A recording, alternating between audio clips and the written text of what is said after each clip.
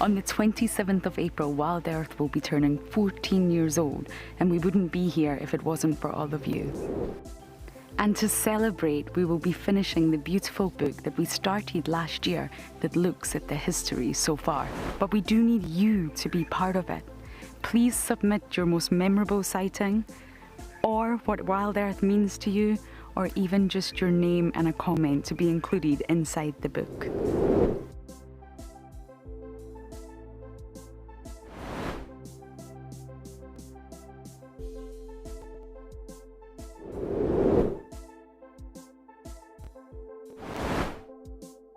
Head over to the website to add your name and reserve your copy. And a big thank you to all of you who have contributed to the book so far. The Mara Triangle is a jewel in the Kenyan conservation crown, and thanks to the dedication of the Mara Conservancy, it thrives as one of Earth's greatest national treasures. We have been experiencing a reduction in the whale snails that we collect on a monthly basis, and this is basically attributed to our intense patrols. Over the years, this courageous team of anti-poachers has reduced poaching to almost zero. Mimi naitwa Stephen Olereso. Nimefanya kazi miaka 16 sasa, kuanzia miaka 2002. Hao wanadamu ni wenye utua sana sana inaogofya ni wale wenye wanaenda kama ndovu, wanatumia kama bunduki. Sasa hiyo ndio huwa inakuanga hatari sana sana kwa sisi. As a result of the global pandemic and the massive reduction in tourist revenue, the Mara Triangle is facing a financial crisis. They need your help if they are to continue their ability to protect this magical land. My name is Taylor McCurdy and I work for Eco Training. I love hearing from all of the viewers. However, I particularly enjoy those of you who have been watching for a few years. Your questions are just so advanced and they really get me thinking. If you'd like to ask a question on WildEarth, you need to register on our website. Once you've done that, head to the live safari page and submit your questions below the live feed.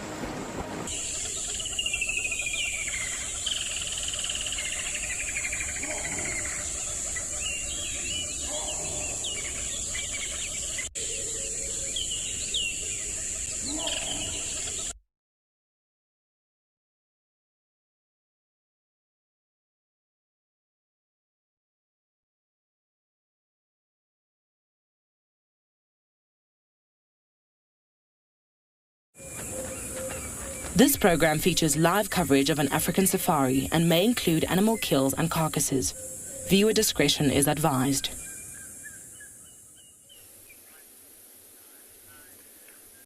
warm welcome to all our viewers here to andBeyond in Ngala, and we are watching a big male lion just having a bit of a rest. So I'd like to encourage everyone to come jump on this drive, this virtual drive, and join us on this live safari here in the African bush.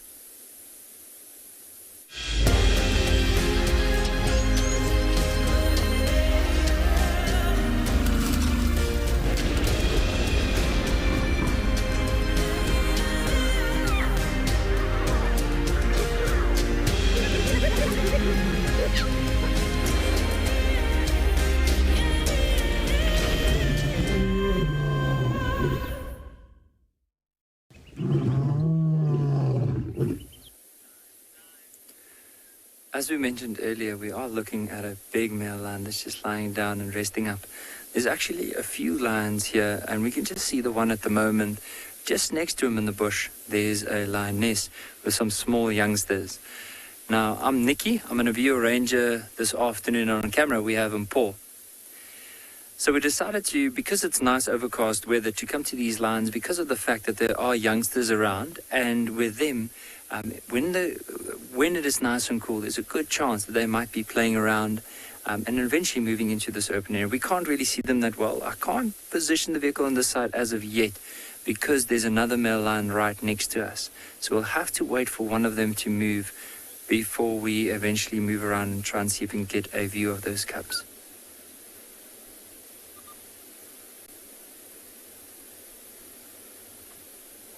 Now, earlier on, as we were watching them, there was actually an impala that came past and spotted these lions, and it was within an instant that he recognized the potential danger and eventually moved off.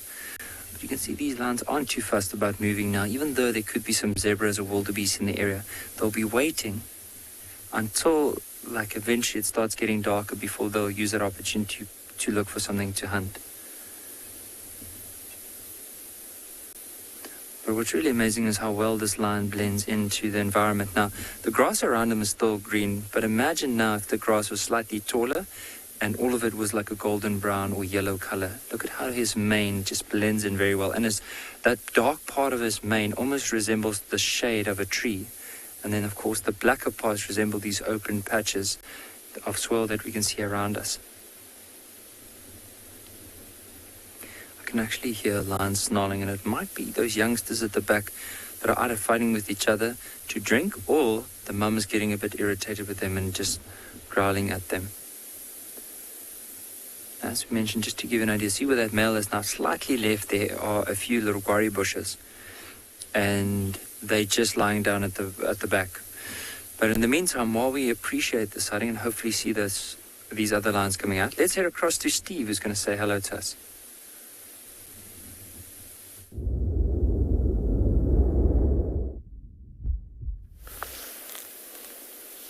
Hello everybody, good afternoon, welcome to a very sleepy male lion here by the name of Darkmane, who just rolled over, gave us a little yawn and a smile. I think that might be all of his activity for the day. Hello, my name is Steve, joined by Dabasito on camera, of course, and well, we're very excited as always to have you with us. And as you know, we're live, we're interactive. If you have any questions and comments, you can send them through using the hashtag WildEarth on Twitter.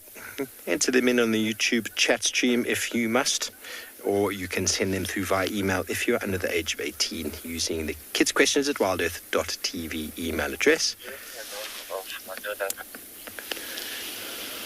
Alternatively, you can go to the website where you can register, and you can go to the live Safari page where you can enter your questions there. We're being joined in the sighting by another vehicle. You might hear the vehicle, and it's a very interesting bunch of people on the car, in fact, because one of them is Tristan Dix himself. He's obviously brought some wonderful guests here on Safari, and those of you who don't know Tristan, he sometimes works here with us. Sometimes. Hey, Tristan. There he is. Always. He can't get enough of the camera, this fellow. Now that just broke the internet. We just broke the internet. And his guests seem like they're having an absolute ball. We could hear them giggling all the way down the hill, having the best time. the best time ever. Looking after them, no doubt. Far more entertaining than Dark Mane is over here. Now, the weather today, which I haven't alluded to because I got distracted. 27 degrees Celsius, it is overcast and it is cloudy, and 81 degree Fahrenheit with no precipitation predicted.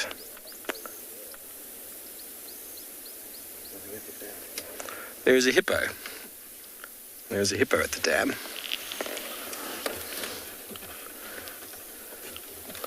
To the left, there he is. Oh, there's another one.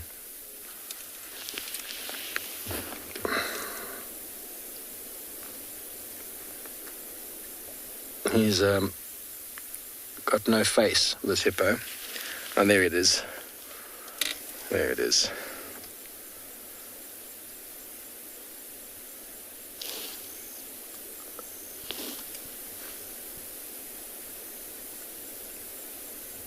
It's just sitting on the floor. It's not very deep there.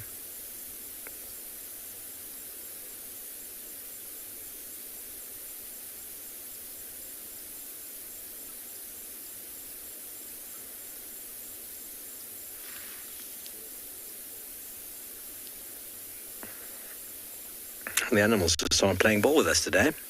Can you see those vultures, Darby, or they're a bit out of reach? I don't see them, man. Well, a wonderful afternoon nonetheless. Our plans were just to check up on Dark Mane, see that he was all right. Maybe offer him a beverage or a cocktail on this lovely afternoon, Saturday, Easter Saturday, which I'm sure you're all enjoying with your family and friends, wherever you might be. And while we sit here and enjoy the lovely cool weather this afternoon, let's go see what the weather looks like across all properties.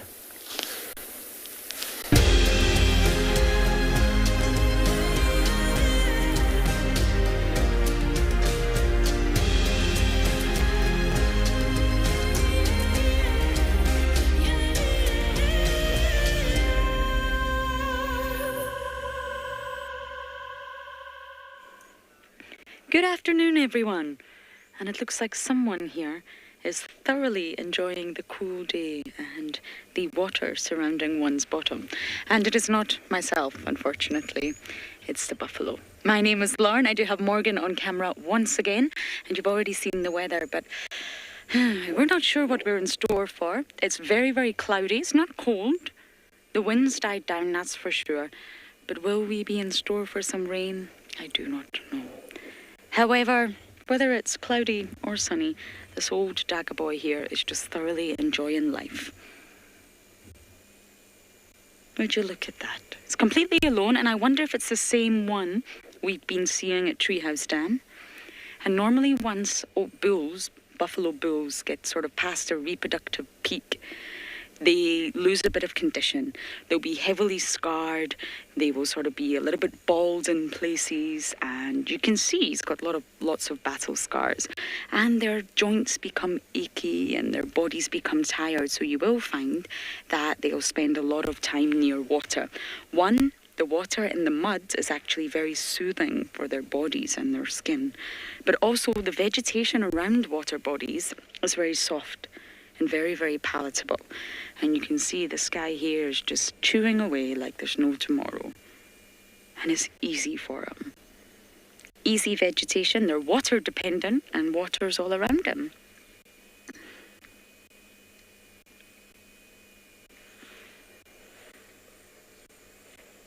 I didn't catch that name, but I believe they can. You wouldn't think so. They're incredibly bulky, heavy, cumbersome animals. And I've never personally seen a buffalo swim, but I do believe that they are able to get across water. You, of course, get different subspecies of buffalo. You do get the water buffalo in Asia as well, various parts of Asia, not Africa, that will spend most of its time in the water, not necessarily swimming, but you will find them in really sort of marshy swamplands. But yes, I believe a buffalo can. I don't know how well, in answer to your question, but I believe that they can. So the reproductive peak's normally around, give or take, 10 years. And once they're past that, these boys just want to be on their own.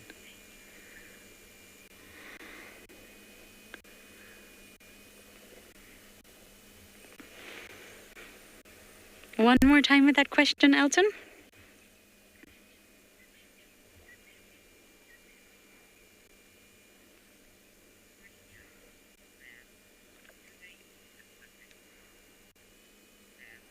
Stan, no, I don't think they do. Buffaloes feed on grasses. So they are grazers, and they're fantastic grazers at that. And they will be chewing on all the different sort of, hear that? All the different grasses around the water body. They won't be eating aquatic plants, but they're heavily water dependent. And they will drink absolutely daily, that's a must. Sometimes it's even multiple times throughout the day on very, very hot days. And they can drink lots of water in one go. And a bull like this can probably drink about 35 litres of water in mere minutes at a water hole. But the Dagaboys are the ones you have to be careful for.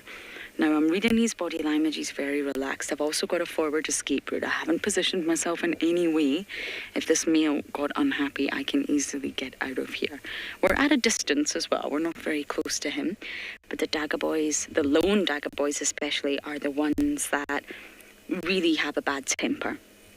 You've got to be particularly careful when you're around bulls like this.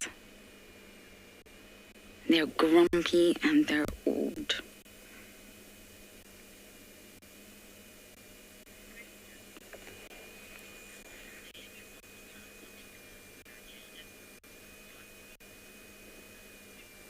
Todd, I'm not entirely sure why it would help with the digestion.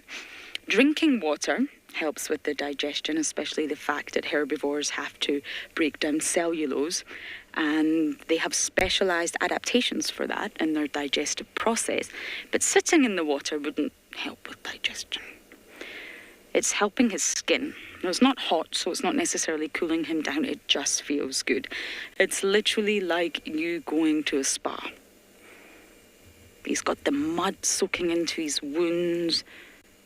If he's got any achy joints, we all like a bubble bath if we've maybe been hitting the gym too hard, or maybe just not hitting the gym at all.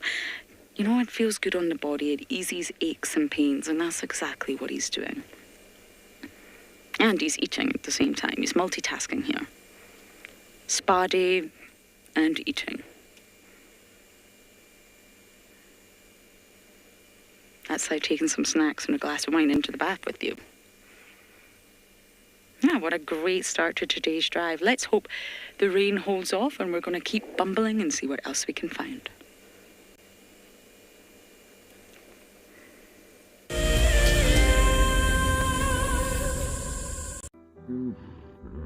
Nestled on the banks of one of the largest lakes in the Sabi Sands lies an award-winning game lodge called Cheetah. Many of you will have been on safari here virtually with WildEarth, but now we are offering you the chance to see it for yourself in person. Sign up to be a WildEarth explorer before the end of April, and you and a friend could win 3 nights to this luxury lodge. In addition to the unforgettable safaris, you can unwind on the deck, relax in the pool, and even savor the various bush dining experiences. Cheetah's holistic approach to hospitality, with specific emphasis on conservation, will leave you with the very best memories of the African wild. WildEarth Explorers, it's in your nature. So in 1998, we had this idea to go and put a live web camera on a waterhole somewhere in the Sabi Sands next to the Kruger National Park. And I approached just about every single landowner, and everybody thought I was completely crazy until I met Yuri and Pippa Moorman. We thought it was definitely a fun idea and a worthwhile thing to experiment. And it immediately became a runaway success. And it gave people all around the world the opportunity to watch a little piece of Africa day and night. Back in 1998, it was the very early stages of the internet, And all we were able to do was to get a 30-second refreshing JPEG out of that camera. But over time, what we began to do is focus more and more on trying to develop this concept of giving people the opportunity to go on safari. Even though we live just 500 meters up this hill, we still put the camera on to see what's happening. Absolutely, we watch it ourselves. My name is Lauren and I'm currently working in Djuma Private Game Reserve here in South Africa. I love answering your questions during the live safaris. It's my favorite part. It feels like you're on the vehicle with me and I'm able to teach you exactly what you want to know. If you want to ask a question on WildEarth, then you need to register on our website. Once registered, you must go to the live safari page and ask your question below the live feed.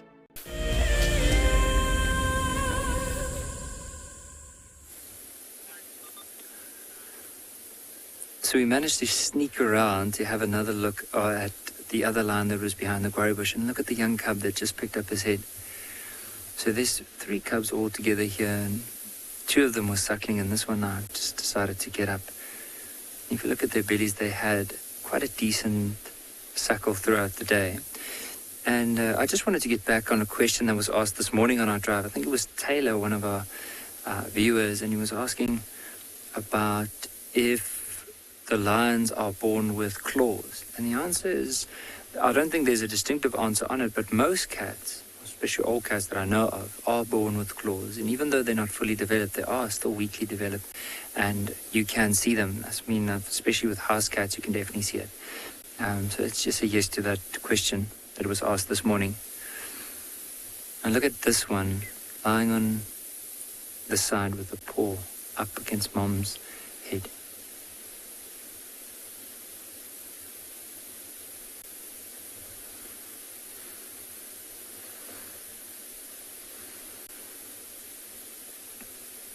You can see they're very, very relaxed.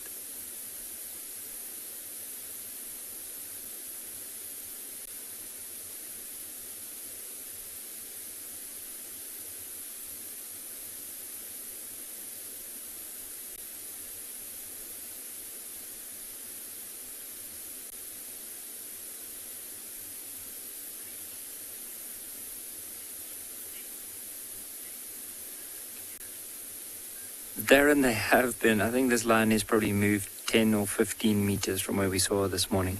They haven't moved far at all.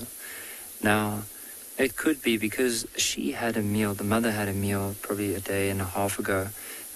They killed a wildebeest, and she had quite a decent film. Of course, these males were also involved in feeding off the wildebeest, and eventually, like for her, there was no need to move again, and so she's rather conserving her energy. Because if she's constantly on the move or looking out for other opportunities to hunt, she's actually just like burning some valuable energy that she might need whenever she is capable of hunting or when the opportunity presents itself. So if she doesn't really need to move or be too active, she'll rather just be resting up. And the same with these little ones. They'll drink, have a bit of a play, but eventually they'll go and lie down right next to mom, especially if mom is not moving.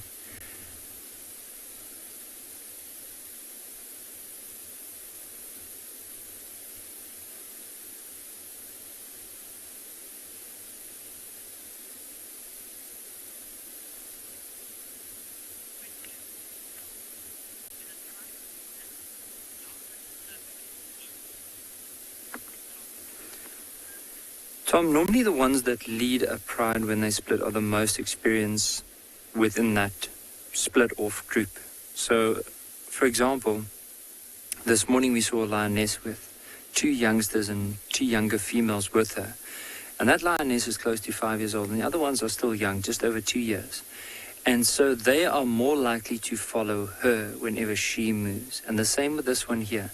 So whenever the other lions join up, this female, because she's older than, I think just based on her, like knowing this female, she's probably around 7, 8, if not more, years old. And if the other lions are with her, she'll be the one that will lead. The males often could lead, especially if there's younger males within a pride. However, when they get to the level of these dominant males we saw earlier, then they're so involved in patrolling their territory and chasing other males away and moving between the different prides, because you can sometimes find that these males can move between 2 or 3 different prides within an area, is that they won't normally lead any split-off pride or group that splits off. But it will mainly be determined by the more experienced females within that group that's splitting off.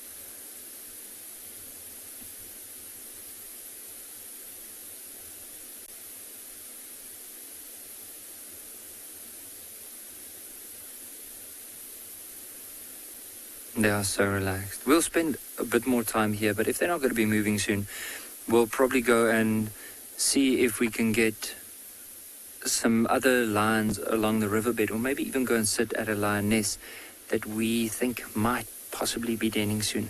Nora, with these cubs, just judging by their size, I mean, I saw them, I'm just trying not to exaggerate, I saw them last year in December. And looking at them now, and when I first saw them until now, so they're probably around the 4, maybe 5 month mark, roundabout, just judging by their size. And you can see they're still quite small, still drinking quite a bit from mom. And whenever they do move, they're not really strong on their feet yet, so still a lot of, or like still we're quite young.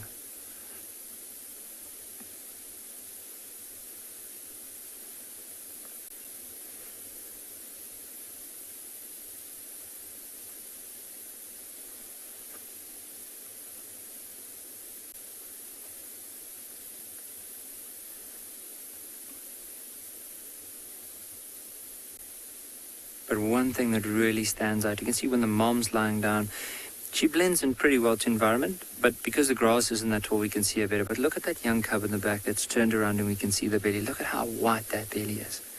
And sometimes when you scan out for lions, especially in a nice open area where there's a lot of grass, is you tend to look out for these white spots in the grass. And that could be a giveaway of a lion possibly lying on its side, or maybe on its back showing the belly.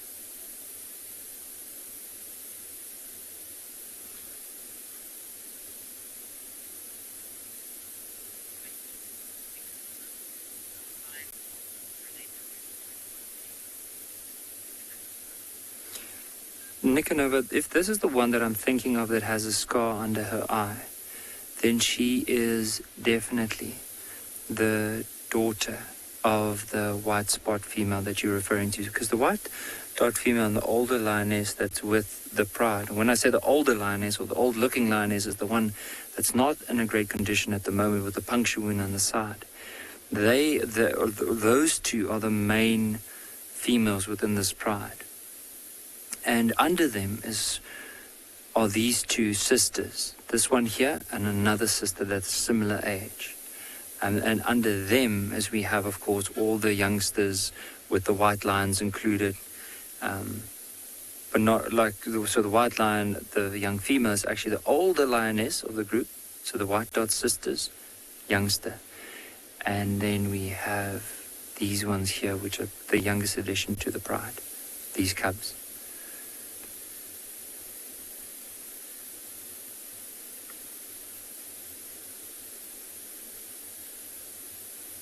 But very, very relaxed. And as I mentioned, if they're not doing too much, we're going to eventually leave them from here. Maybe later on we can come and have another look and see what they might be up to.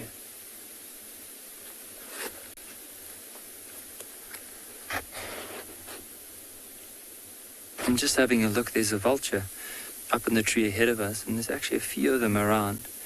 Sometimes you might even find when lions are in the area, even though they don't have a kill, as you could see vultures in the area. So I just wanted to point out, it looks like 2 whiteback vultures. They're up in the tree right in front of us here.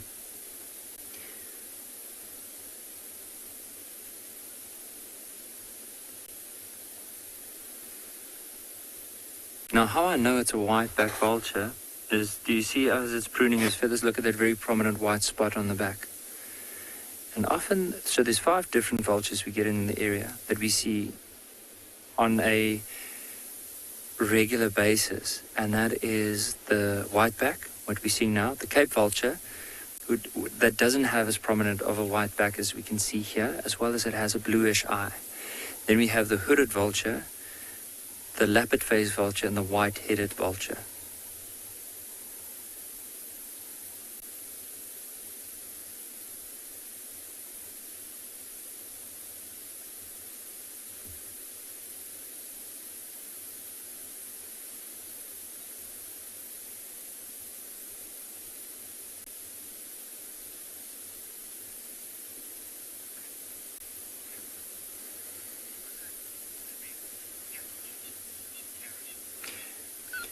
Karen, they mainly scavenge, but there has been records before where they actually have been able to attack young impala lambs and actually kill them. I remember reading about it in an article before where it was quite a few vultures that came down onto like a quite ill impala lamb, and they just killed it and started feeding off it. Now, I've also seen in some areas where if there's a lot of vultures coming down, they actually can chase cheetah off their kills. Because if there's a sheer number of them coming to the ground, eventually the cheetah feels so intimidated that it eventually moves off.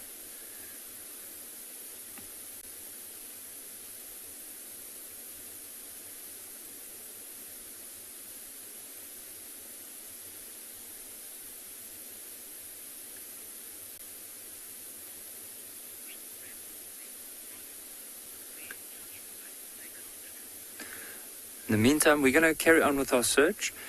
Leave these lines be and maybe later come back. And while we do that, let's head across to Tswalu Kalahari with Josh for his hello.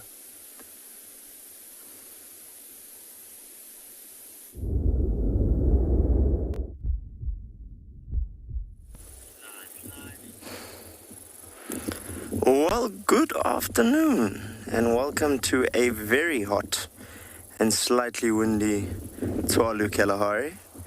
You found myself in BK exploring quite far south of the reserve, hoping maybe to try find cheetah this afternoon. But we've parked on a dune crest, so we're just having a scan, seeing if we can pick up any movement for any of our larger game species. But we think everybody's hiding in the shade because it is still very warm. My name's Josh, and I'll be sharing the Kalahari with you. And behind the camera is BK. We look forward to seeing what we can find and share with you guys. So if you have a look where we are, it is pretty much looking endless. There is no shortage of distance to cover.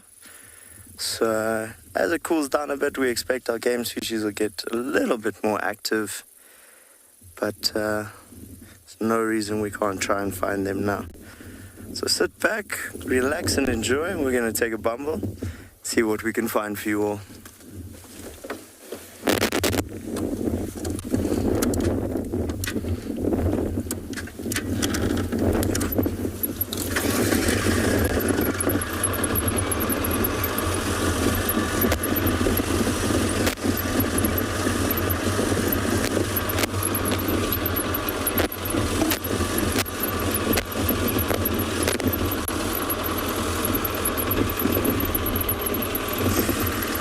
I cannot argue with you. It is indeed the ever so beautiful Kalahari. And it is a very, very green Kalahari at the moment. So it just adds that last little bit of extra magic. It's a very harsh environment, but nonetheless a very beautiful one.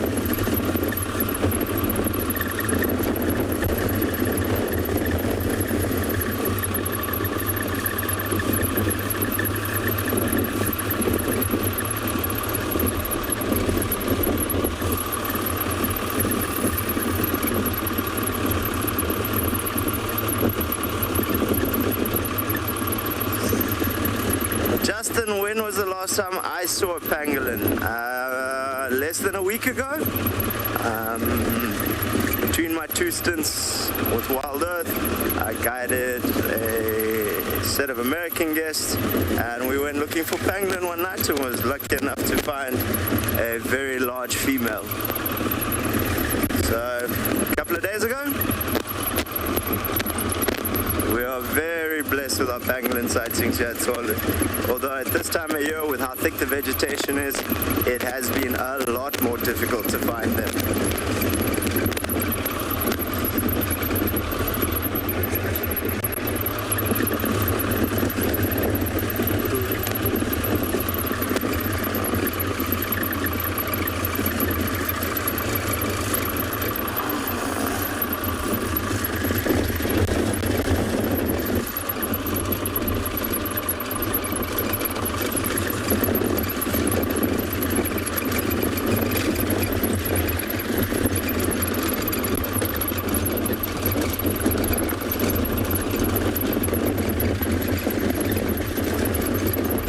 Definitely too hot at the moment for anybody to be moving around too much. But let's see who we can find hiding in the shade.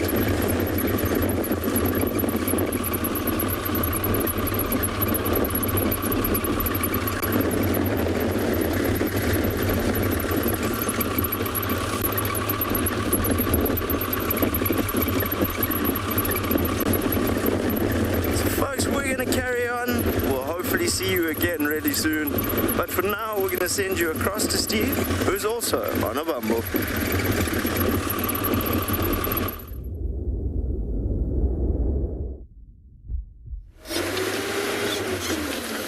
We're on a bumble, everybody. We just heard something on the radio. Well, we can't really tell you about it just yet. Can we, Darby? Can we tell them? Yeah. Well, it's Easter, of course. Well, Alex from Juma has found a pangolin on Buffelsoek in an area that I'm almost certain we will get signal. Yeah, go, mate. But everyone wants to go. Everybody wants to go. So we are on a very long lineup, so we're going to just quickly see if we can find Tandi's son, Maribs, give everybody an opportunity to have a look at the pangolin, and then we might go ourselves, go have a look if there's time. Of course, they don't normally move very quickly, but they can when they want to. But it's all right. You've all seen pangolins before, haven't you? They're all good. Darby, you seen a pangolin before? I have. Darby's seen one. I've seen one. In Namibia. Ravinda, a pangolin is a pangolin. What kind of an animal is it? It is a unique animal all unto itself. Pangolins are insect eaters, eating ants and termites. They sort of resemble an armadillo, for want of a better... Yeah, Alex, are you very close to Sour Plum Junction or what's going on there? I might just turn the radio off for a little while because it's going to be a little bit chaotic. There is a pangolin between Sour Plum and Okay, let me... Ooh, hello. What's that? That's not a pangolin track. That's a male leopard that someone's been tracking. Someone was tracking these. XX, you a pangolin for Easter? Yeah, well, I'd love to say we're going to go, but it's there's a lot of people wanting to go, so we might just stand by for a while and think about it. I'd love to show you pangolin, love to. Obviously, it's the difficulty is only 2 vehicles from Juma can go into Buffelsoek at a time. There's 5 of us out. Cheetah Plains hasn't even gone mobile yet, so things get a bit tricky. So we'll just keep our ear to the radio. Go and find you a male leopard first, Maribs, maybe. I think you'd like that too. Yeah, an Easter pussycat. Guys who were calling in, they hadn't even left camp, and they were on the radio going, I would like to come. So Yeah, we might just stand by and let everybody have their fun. We just thought we'd share it with you. Pangolins do exist. They are the most highly trafficked wildlife animal in the world, and they are heavily endangered, and I've only ever seen one. And I have no proof because I didn't have a phone or camera or anything with me that day, neither did the two people with me. So, no evidence. And I believe myself. I believe the stories I tell myself when I go to sleep at night. Even if no one else does.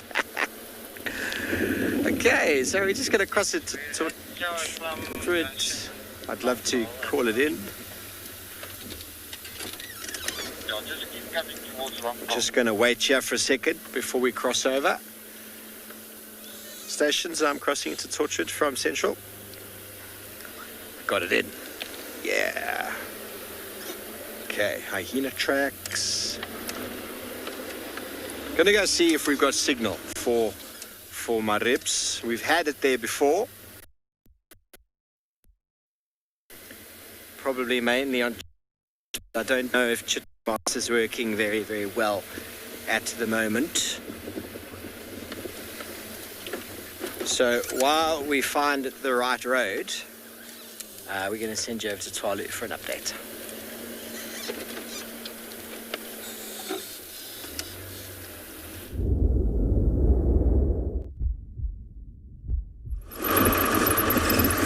So Steve is looking for a pangolin.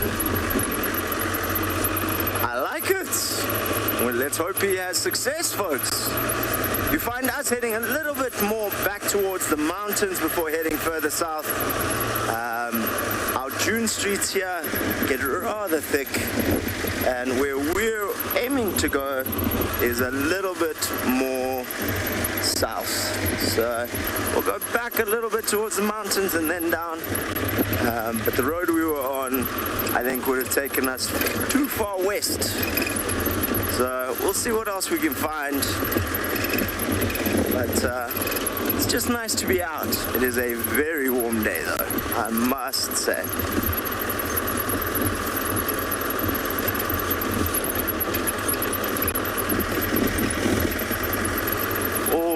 Always nice to be out. Sit back, enjoy it, and let's go see what we can find.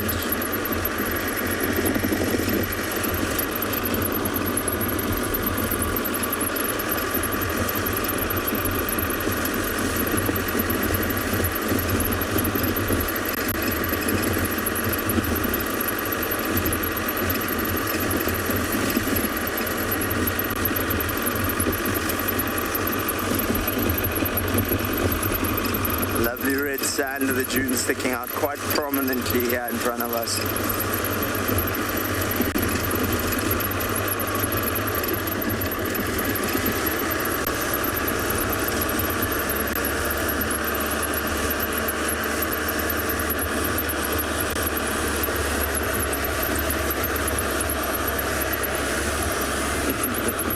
Little bit of a bumpy ride.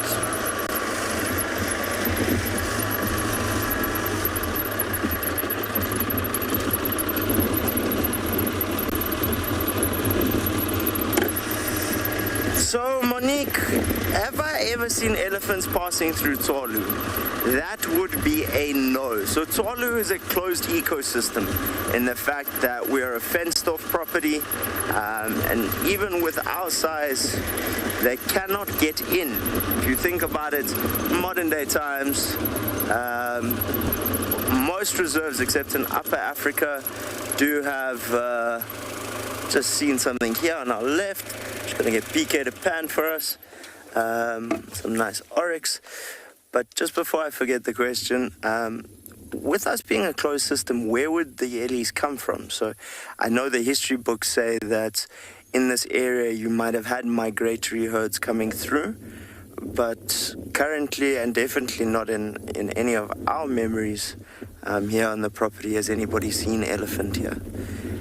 With a closed-off ecosystem, game movement is either species that can get in and out of the fences, or game that we bring in to just keep the genetic pool nice and wide.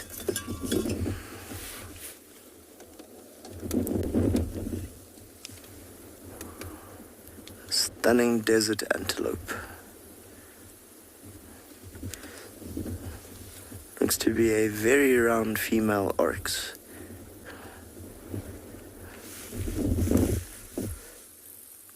There's a few more individuals here, all hiding in the shade, so in the lee of the bushes at the moment. In particular, this species is incredibly capable of surviving very harsh environments. Everything from a nasal passage that is especially adapted to reabsorb huge amount of the moisture that they breathe out, to a preference for feeding in the darker hours, so just after sunset and that, because your vegetation has a much higher water content. They've really kind of worked out all the little tricks of the trade when it comes to being able to survive in this environment. With an annual rainfall of between 250 and about 300 mils of rain, it is not an easy area to survive in, so they have perfected it. And BK can zoom in a little bit there. You'll see they have an incredibly white stomach, and that is to reflect back that heat from the sand itself. So although we are capable of having air temperatures or room temperature of anything up to about 50 degrees Celsius, which is extreme, we do know that on the property we've had the temperature recorded, so your sand temperature, of over 70 degrees Celsius. So if you think about it, if you've got 50 coming from the top and 70 from the bottom, you're getting cooked. It's not a pleasant experience, and that's why they've adapted to that white stomach, just reflect that heat away.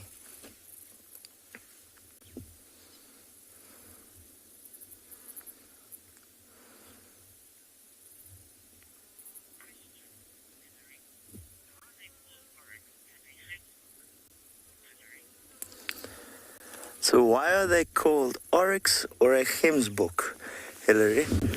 I think you'll find that gemsbok is generally the Afrikaans term for them, whereas oryx is the English term for them. To all of us, though, I don't think we make a differentiation.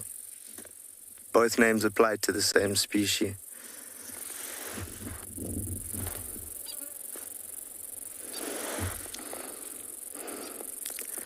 They're the gems of the Kalahari.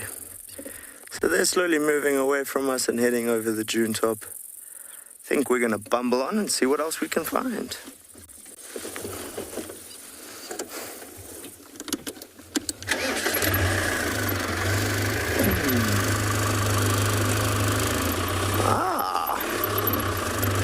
A little bit of a long distance visual, but some giraffes.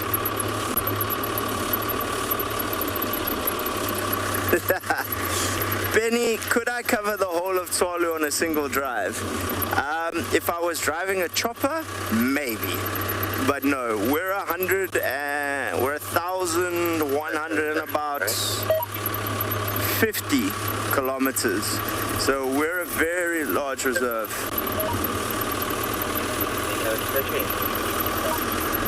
It would take a few days. If I drove every single road in this reserve, I reckon it would probably take me close on a week. Like, it is a massive area.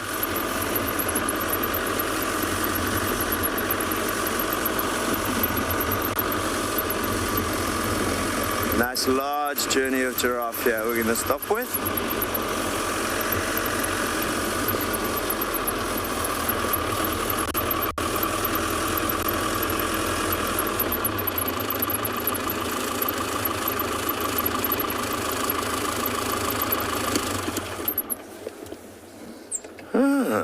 There's a bit of an interesting behavior. So,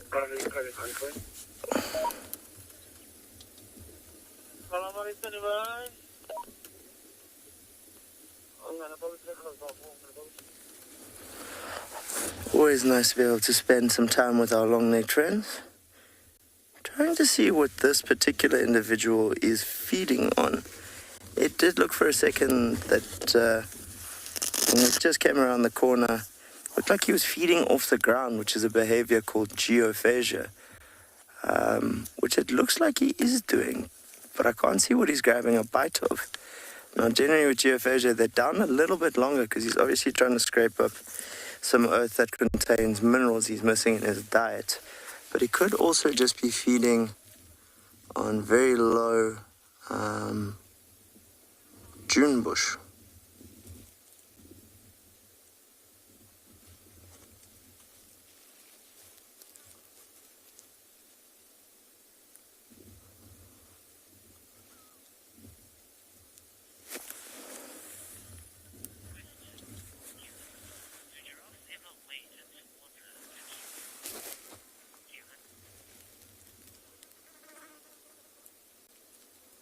I, Kevin, have never seen a giraffe wade into water, regardless of the reason, be it for them keeping cool or anything. I think it's definitely not an environment they'd be comfortable in, so I haven't seen it. I wouldn't say it's impossible. I mean, I'm certain there's been giraffes that have had to cross rivers and that before, or have been chased into water potentially, but I've never seen it.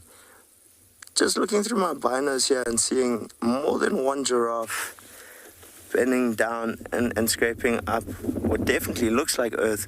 So we are, I think, looking at the behavior geophagia here.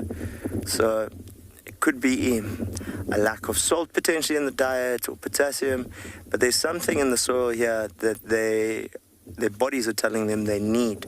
So they're chewing a little bit of the ground to get that mineral back into their systems.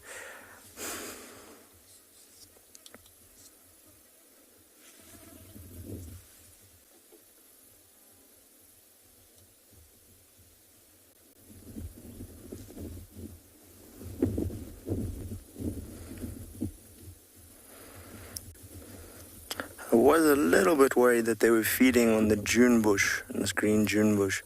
It belongs to your Crotalaria family. If they feed on it too long, it can cause a condition called crotalariosis. Never get that right the first time. Quite a nice tongue twister, which isn't ideal for them. So, glad to see they're just practicing a bit of geophagia. They're definitely too tall to be hiding in the shade of anything where they are currently.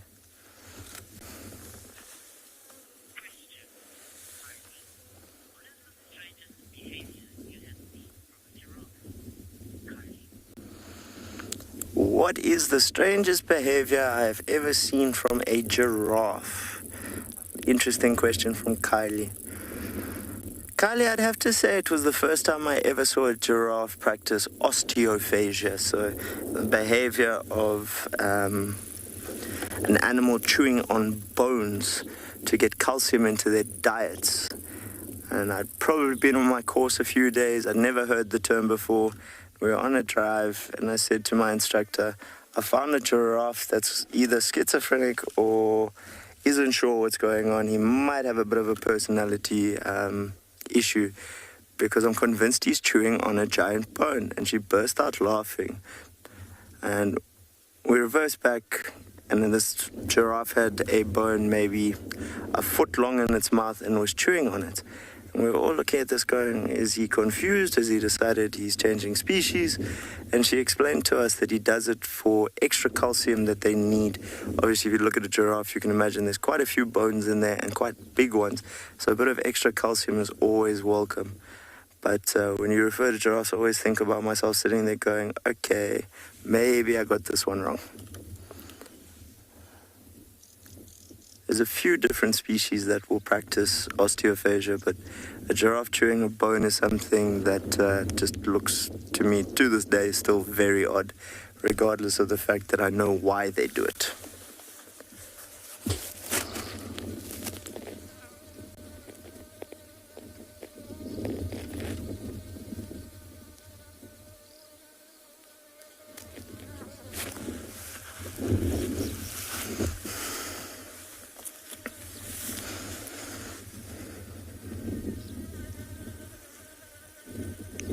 Very peaceful.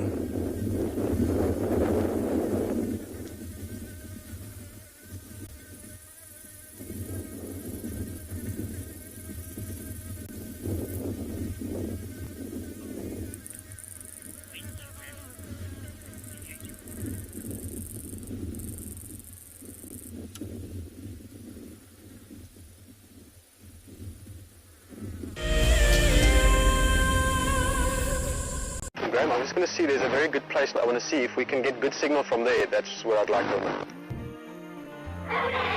Welcome to dawn in the African bush. How cool is this? Can you believe it? Those cubs are now only 10 feet from us. Unbelievable. Elephants chasing wild dogs chasing elephants. Pandemonium! Watching how WildEarth has grown since 2007 has been truly remarkable. On the 27th of April this year, WildEarth will be turning 14, and we would love to hear from you. Please send us your own special birthday message, which we can share with the rest of the WildEarth family. Maybe you can tell us why you started watching WildEarth, what WildEarth means to you, or you could just send us a very happy birthday. Don't forget, when you want to film yourself, to hold your phone sideways to get the best angle. When you are ready, you can email your videos through to birthday@wildearth.tv. For all of you WildEarth explorers who bought plaques, today is the day that you will make your very first safari on our vehicle. Because we are quite remote here in the bush, they have taken some time to arrive, but I am happy to say they are here and they look great. Marcel has spent the day attaching them. Let's take a look. Before we mount these nameplates, we just give a light dusting of green paint. This is to better match them to the color of the vehicles and also to decrease the reflectivity of the metal and thereby staying sensitive towards the animals. Bumbo crew, hopefully, Dan Black, Liesel Apgar and Alicia George. Well, it's time for me to get ready to take you all on a safari. Let's go.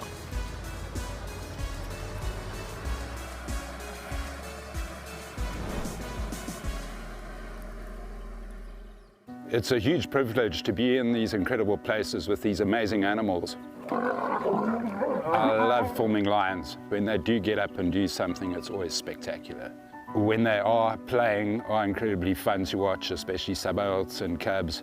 I love being in the bush and working in these incredible places with these amazing animals. We want to bring it to you so that you can almost feel like you're right there and be able to experience it and enjoy it the way.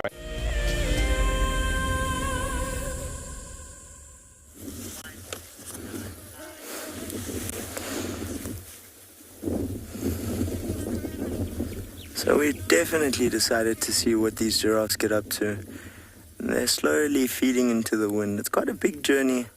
Looks to be at least 10, 12 individuals. All feeding.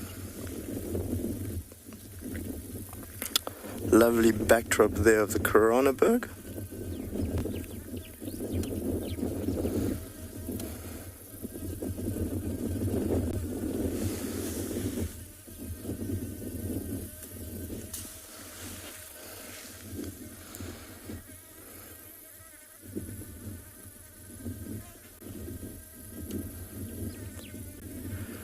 Enjoyed just being able to sit and spend time with different species, and they carry on with their complete normal behavior. So in this case, we're not being paid any attention at all. Almost kind of part of the scenery, just a bush that makes a noise and moves. But it is interesting to see how they spread out and feed, always into the wind.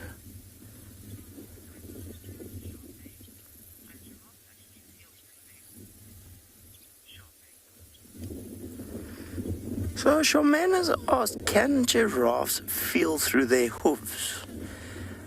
Charmaine, I must say I've never held a giraffe's hoof, but I would say it's probably a fairly thick layer of horn or nail. And with your average like small thorn, like the little dibblekey we showed you this morning, or the devil's thorn, something like that is not going to puncture that foot. But remember, that hoof is split in two, so there'll be a soft gap in the middle leading to flesh. If something got in there, it would cause pain. A sharp rock potentially could cause a problem. But if you think about a giraffe's foot, it's quite a thick piece of hoof. I mean, I'd say confidently say it's probably 4 or 5 centimeters thick. So you're not going to find your average thorn being tough enough to puncture through that layer or most of the time probably being long enough. See, nature's equipped them to be able to handle quite a rough terrain, hence the reason you can find them all over. And on the other side of it, if that hoof wasn't so thick, I think the sand here would be a problem for them if you consider how hot it gets in summer. So no, I don't think it's an issue. I don't think they can feel anything unless it punctures straight through.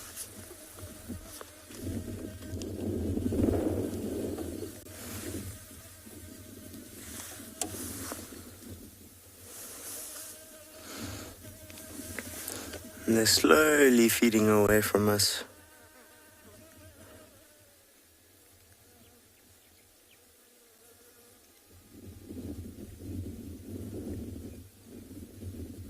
Just carrying on. It is a stunning backdrop there with the Coronaberg in the background. What is it?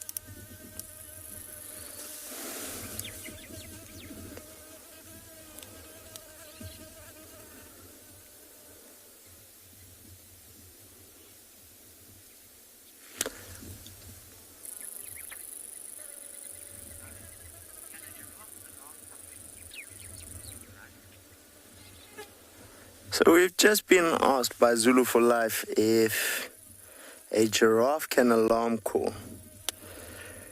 I have never heard a giraffe make any sound. There is a large amount of debate as to whether or not they do make any vocal sounds at all. Personally, I've never read anything that leads me to believe that they can make massive amounts of sound. I've never heard an alarm call. I think you'll find one suddenly running tends to give away the fact that there might be a problem in the area or a threat. But there is quite a lot of study as to whether or not they do vocalize, and if they do, what sounds are they making. So we're going to leave these giraffes and see what else we can find. We're going to be sending you across to Juma, where Lauren has something to share with you. Enjoy.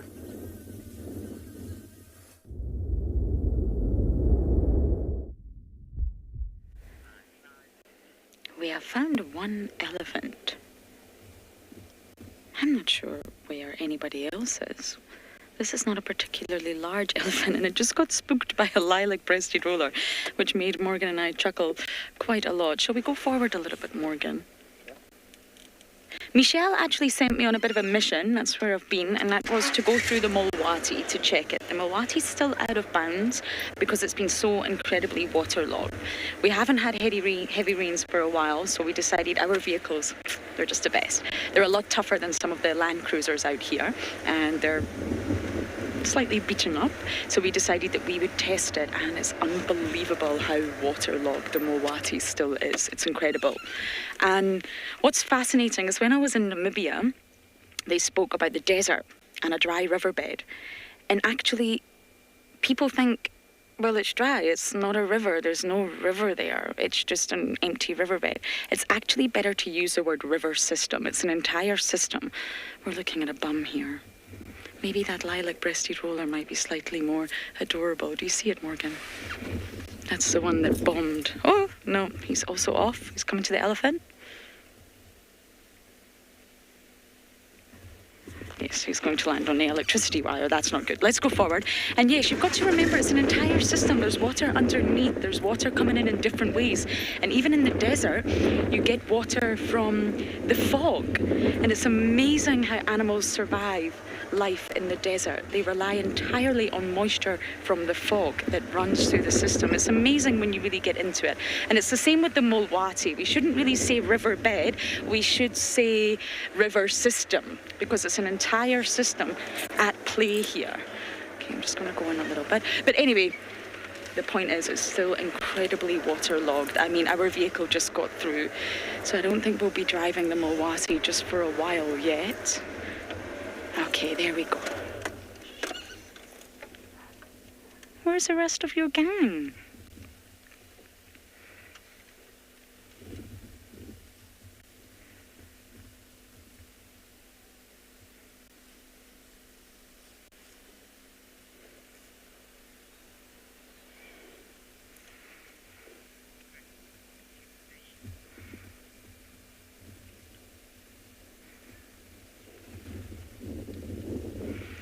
Rodney, I don't think so. I mean, any animal that would require calcium can practice osteophagia. In case anyone isn't sure what that means, it's the chewing of bones. It's very, very common in giraffes. They will just pick up a bone and chew on it to get some extra minerals, mainly calcium. So there's some sort of innate biological drive telling the brain, we have a deficiency here, you need more calcium, and that's obviously cueing the animal to chew on bones. However, I've never seen elephants do it. I've seen kudu do it, some antelopes, giraffes. So I don't know if they do practice osteophagia. They will obviously get a lot of soil by eating the grass the way that they do. The way they tear it up from the ground like that using their trunk, they're going to inevitably swallow a little bit of soil, and that's going to provide a lot of minerals and sort of macronutrients for the elephant. I don't think they actually chew on bones now that I'm thinking about it. I've never seen it, but you're welcome to tell me I'm wrong. Where are you off to?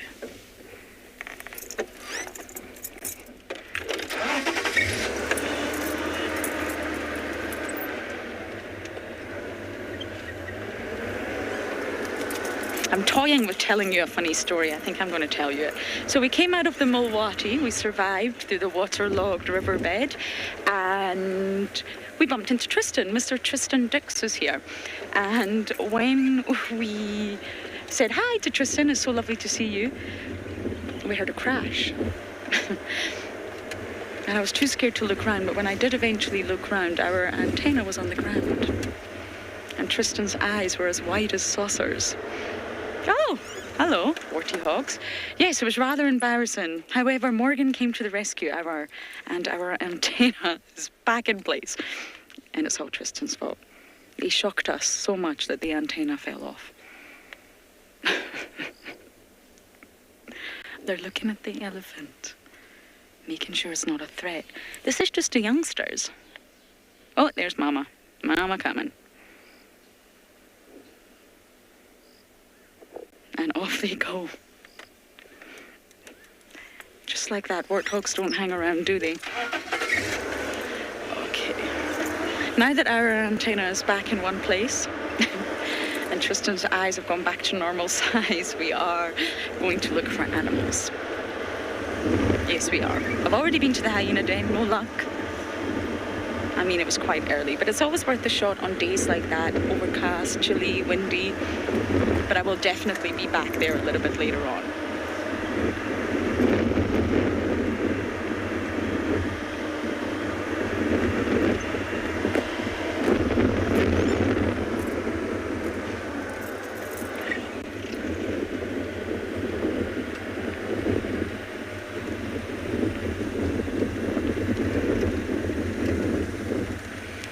Gavin, you're hoping for an Easter Kalamba. Aren't we all? Aren't we all? I was hot on tracks this morning and had a bit of a chat to Tristan, and if she really is denning, which of course we all do believe that she is, we just don't really have the proof. It's just so thick right now, really, really thick right now. But of course, when females are pregnant or they are denning, they will absolutely still go on territorial patrol. They have to. They can't just let their territory slip just because they're occupied with offspring. They've actually got to be more territorial because they've got to protect their area from any intruders, be it female leopards coming in and could potentially harm the cubs. I mean, look what happened to Shadulu. She had a litter of 2, Kara being one of them, and the other cub, which I'm sure was a male, got killed by another female leopard called Moya. So female leopards are a threat, which is exactly why Kalamba will still need to maintain her territory. She needs to go on patrol, she needs to scent mark, she needs to call. So she will be out and about. To go back to your point, yes, I hope for a Easter Kalamba as well. The bush is just being a little bit tricky right now because it is so thick. But maybe tomorrow, Easter Sunday, maybe that's the day Kalamba's going to come out. She was my Christmas leopard 2 years in a row. So fingers crossed. I'm heading back this way. Shasha and Langa are on Little Gowrie, but they're not too far away from the boundary. So we're going to be nosy neighbours. Stay far away from a distance and see if we can zoom in and get a view of them. You know, those people that stay at their windows with the binoculars. That's what we're going to do. So wish us luck, and for now we're going to send you across to another live location.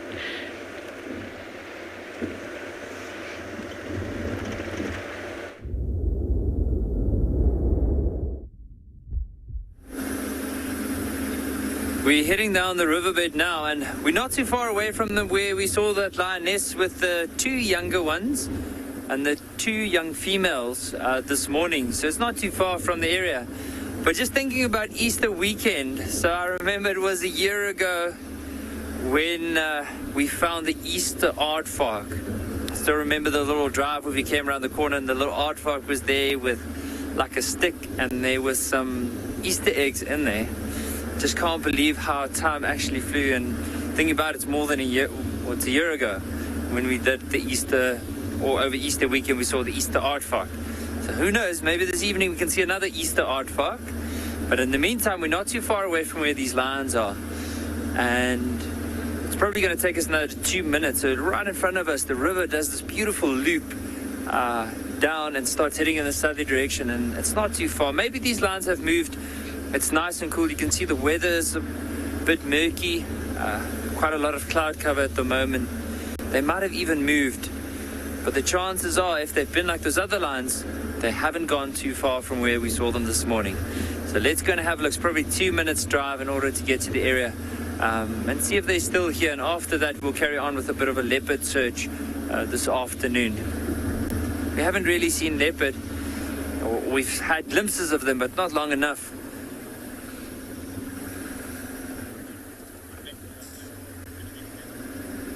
So we don't see aardvark that often. I don't think I've ever seen one in Ngala, to be honest, except the Easter aardvark. But otherwise, no, I haven't really seen a lot of them. They mainly come out in the evening, but quite late in the evening. And I mean, we do find a lot of, or there's tracks of them around. It's just not always a very easy animal to find. But as we go along, we are now approaching that area where the lions were now. I mean, as we said, they could have moved, but it was somewhere up in front here. I remember there was a fallen over branch near the edge of this bank. Let's have a look. Okay, so now the excitement's building up because I can see something in the distance, but it might be a branch. Could be something more than a branch. With my luck, I'll probably just drive past them. No, I'm kidding. Let's just try and see first before I get too excited.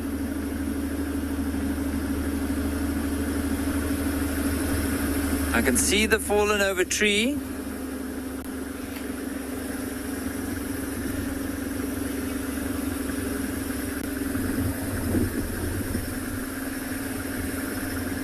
So I can see the tree, but I can't see any lions. They might have moved. So I just want to see as we go if there's any tracks or signs of them as we go. Oh, there I can see a lioness right in front of us. I'm going to stop like this just to point out, and then from there on we can make our way closer. So see this track right in front of us here. If you zoom all the way towards the back, you might even see the head of one of these lions, or maybe even two. Just want to see if there's any others around. How many do I count there? 1, 2, 3, 4. I can at least count 4 lions in the back. How exciting is that? I mean, they haven't moved too far, probably from their last area, 50 meters, if that far. So not far at all.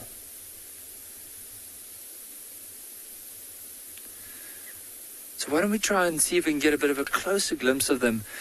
We are quite far away from where these lions are, so let's just slowly start pushing forward and see if we can get another glimpse of them. But that's exciting. We're very lucky with lions at the moment. They've pretty much been everywhere around the reserve, hence the name Ngala, which means lion in the local language Shangaan. So let's see if we can get closer. So once we do get closer, we don't really want to disturb them, or we don't want to disturb them at all. or influence the behavior. So once we get to a very comfortable position with them, we'll switch off the vehicle to have a look.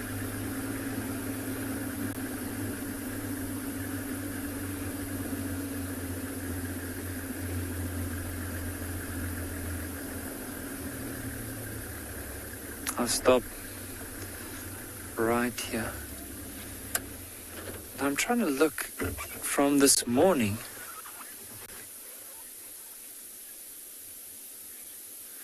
Courageous with lions in particular, they do, I won't say a home base where they return to, but they have an area that they would occur in unless they are pushed out of the area.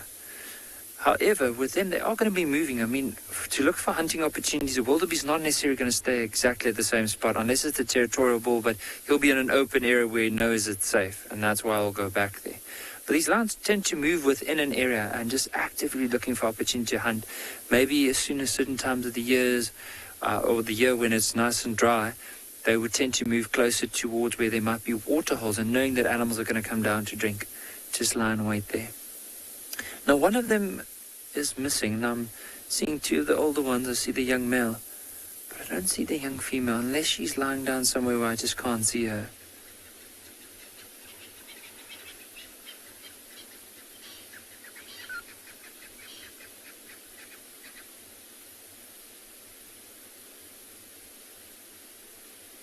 She might just be in the grass somewhere.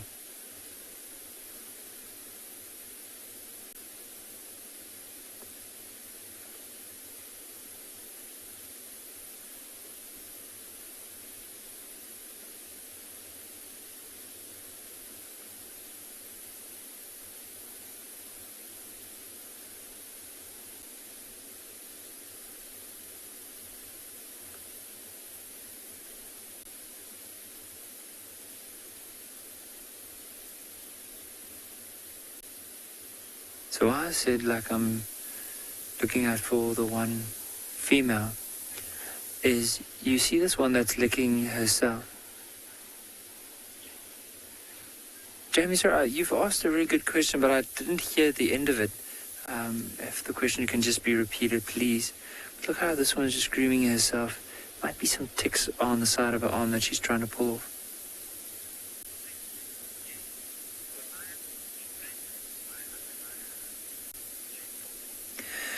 Jamie, mainly by other lions, and it depends on where they occur. I mean, the main threat to any, or to most lions, of course, is just people in general. And as they move into their natural habitats, it forces them out of it in a way. But when it comes to the natural environment, of course, other lions are going to be the main threat. Things like elephants could be a threat, especially if they stumble across the lions, but they won't necessarily, they only try and chase them off. However, other lions, if they do come across these ones, they could potentially look at killing them. You get some big rivalries in East Africa where clans of hyenas, of over 40 hyena, up to 60 hyena, could challenge a lion pride. But here at Ngala, we don't really have that problem with hyena numbers actually challenging the lions. So you find that the lions are mainly the top predators here, and then of course the only threat to them would be other lions, other bigger females moving into the area to take it over, and other bigger males trying to take over the territory of the big males.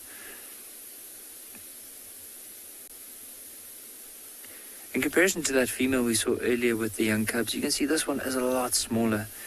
Look at that right paw that she's picked up, and even her face quite a bit smaller. Sharon, this group of lions here is actually part of the Birmingham Pride. So at the moment, just look at that big yawn. It's incredible that even though it's such a young lioness, she still has a big set of teeth. So these are part of the Birmingham Pride. At the moment, they have split off, and a few of them, they've actually split off into 3 different units. The ones we saw earlier, the lioness with the 3 youngsters and the 2 dominant male lions. These ones here. And then the rest with the white lions have currently moved to the western side of the reserve. And unfortunately, in areas that are really dense, and the signal isn't always the best to be tracking in those areas. So we are hoping that they eventually come and join up with the rest of the pride again.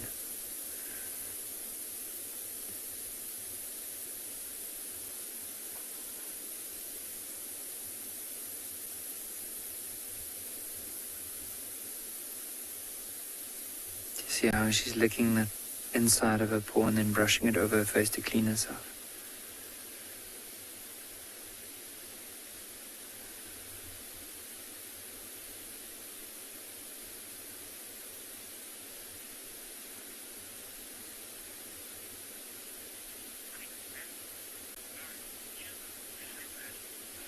For now, let's head across to Lauren and Juma with the bird.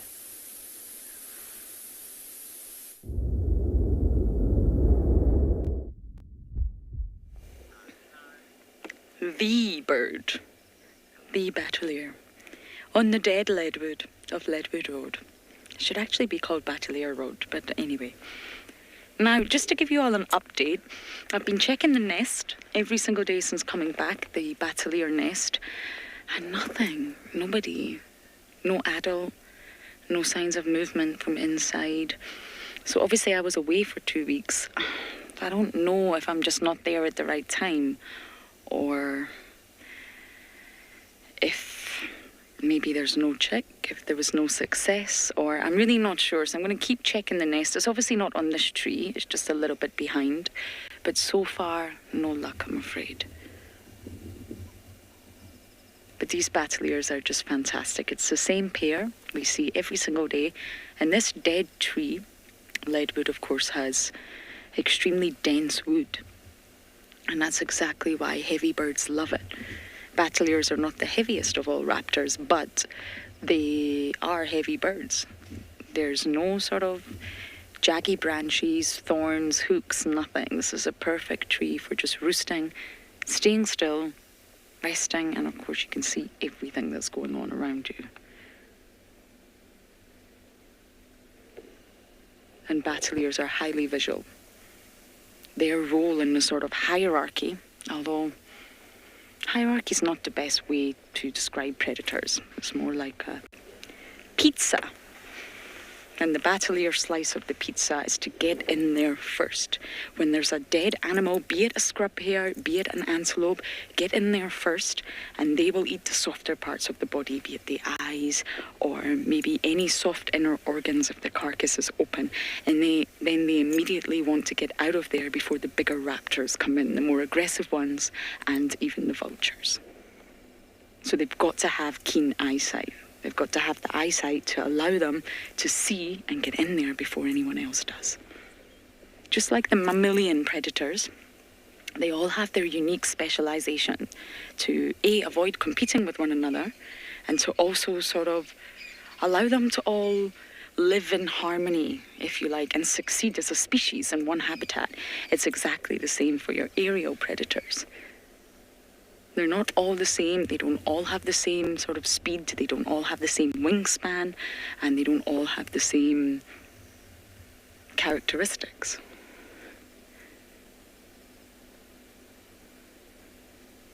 I'm still being a nosy neighbour, looking into my neighbour's property. Still no sign of Shasha and Langa just now, but we're not going to give up. I'm going to try and work some magic here and see if we can see them. They've been seen quite a lot. They're even dipping their paws onto Juma. And they're both without mum. They seem to just be staying together as a pair at the moment. They're Sabui's offspring and their brother and sister. So fingers crossed we can get a good look at them.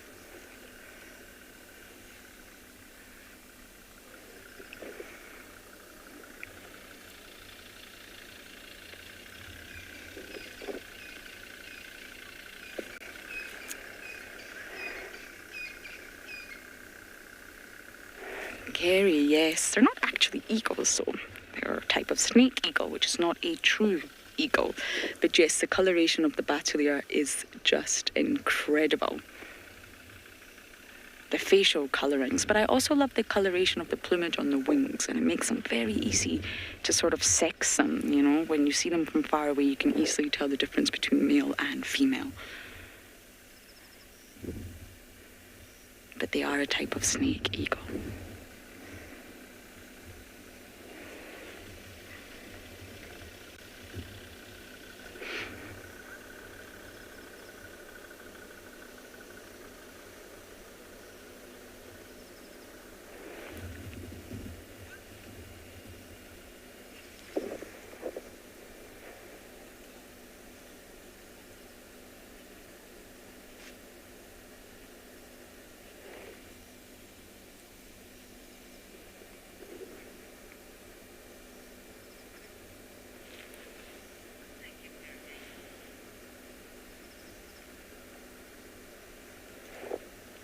Okay, I can see some vehicles wanting to pass us. We're blocking the road as usual.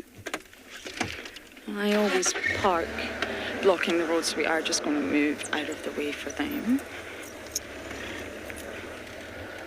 Bear with me. So this is Little Gowrie, and we don't have Traverse there, but I do believe Shasha and Langa are just somewhere in there. And of course, they're going to get mobile soon. It's that perfect time of night.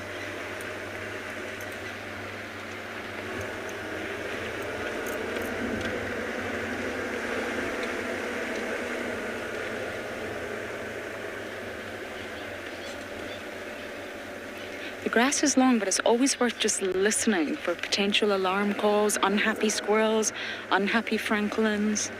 They will give the game away if there's a leopard moving through the long grass.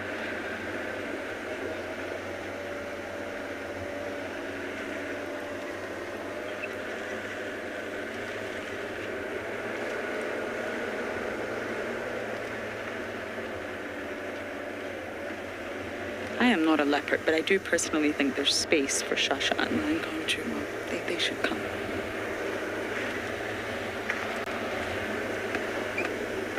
Elton, can I just check we're still live? It's remarkably quiet. I could be gibbering on to myself here.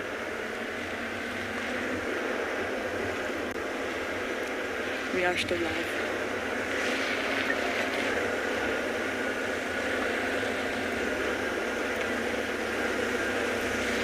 Okay, I want to do a U-turn. I think we've come too far.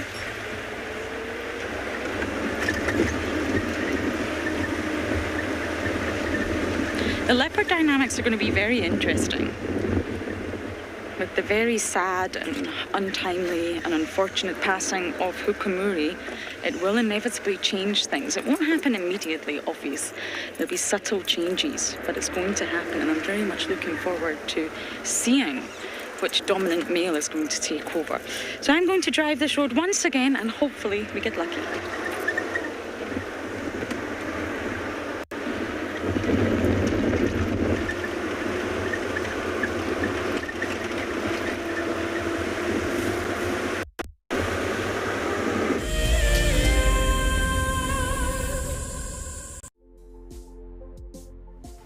On the 27th of April, WildEarth will be turning 14 years old, and we wouldn't be here if it wasn't for all of you.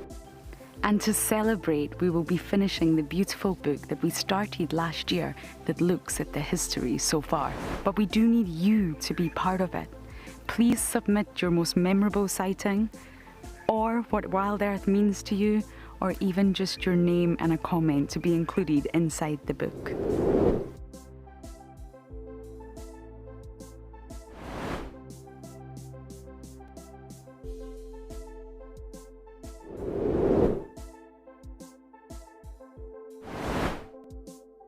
Head over to the website to add your name and reserve your copy. And a big thank you to all of you who have contributed to the book so far. For many years, WildEarth has taken viewers from around the world to the Mara Triangle, a place of majestic beauty and abundant wildlife. But it wasn't always like this. Before 2001, it was infested with poachers. Illegal harvesting and hunting was rife. Now the situation couldn't be more different. The hard work and dedication of the Mara Conservancy has revolutionized this magical land. But now, the loss of revenue from tourism has created a grave crisis. The Mara Conservancy needs help if they are to continue protecting the reserve and supporting the local communities whose livelihood depend on its survival.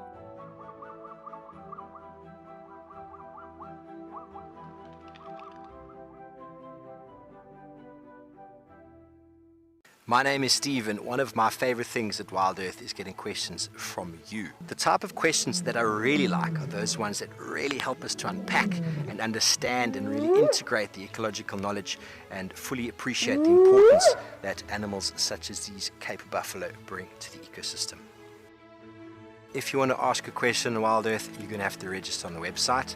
But once registered, just head on over to the live Safari page and enter your question under the live feed.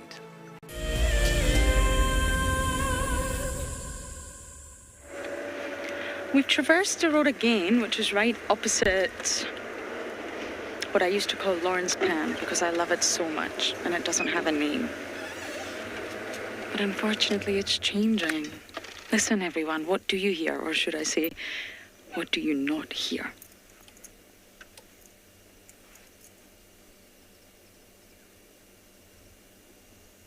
And I'm sure you don't hear the weavers.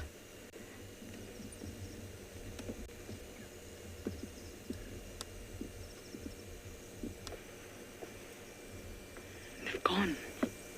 I haven't seen one single weaver since coming back.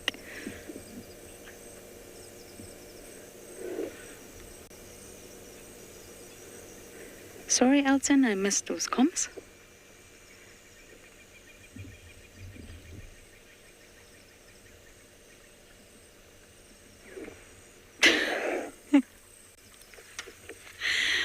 Oh, sorry about that.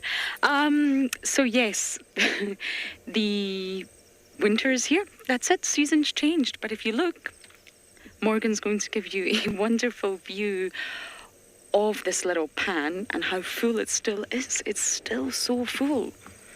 I don't know if this will empty entirely, and that's what's going to be really fascinating to see. I wonder if we can put a stick in somewhere and start to measure the water going down. All the lovely water lilies have sprouted. Oh my goodness, that was rather loud, wasn't it?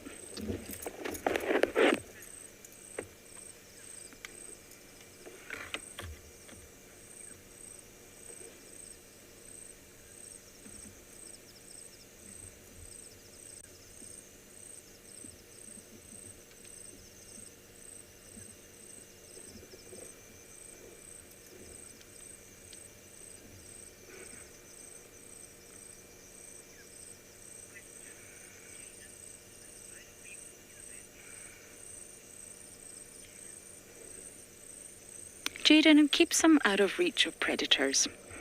So yes, I think Tristan had a fantastic sighting of, I think it was a goshawk, correct me if I'm wrong, tearing apart one of the weaver's nests. And I do believe that aerial predators could absolutely get to them, but generally speaking, it will keep the eggs and the chicks away from snakes, potentially, hyenas, civets, mongoose.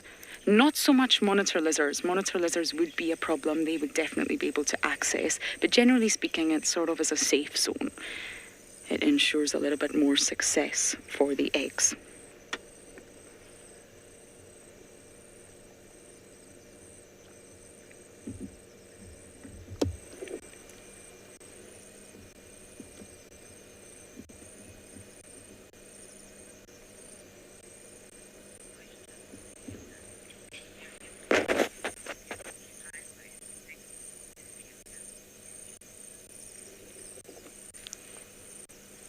Fiona, I don't think so, as far as I know. The grass dries out. I wish I could find one. I'm actually just having a little look to see. Sometimes they fall off and you can pick them up. And maybe insects, possibly. But of course, winter's coming now. So the insect life is going to diminish and... oh. The bird life's going to die down. All the migrants are going to leave again. It's going to become a very different environment. And I don't think anything really makes use of it. I've never seen anything else go inside. I think I'm going to have to get on this radio in just a moment. People are trying to call me in. The wonderful, loud radio that we all love so much.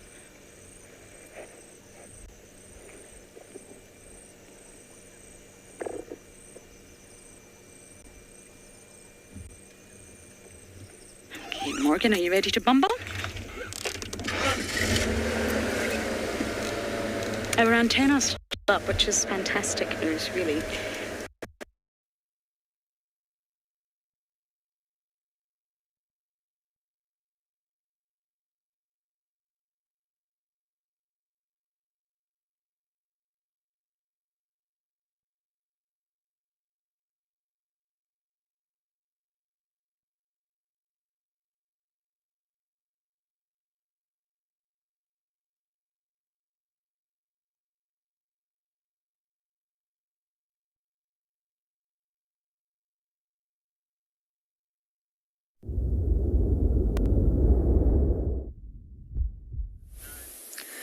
So just after the lions, we came down the riverbed and then saw this herd of elephants on the side of the bank here. So you'll have a look, you'll see there's quite a big female with her just feeding in this tree off to our right. And then just next to her, there's a couple of youngsters feeding in the grass there. You see the way she's stretching out her trunk there to try and get to some of the top branches of that tree.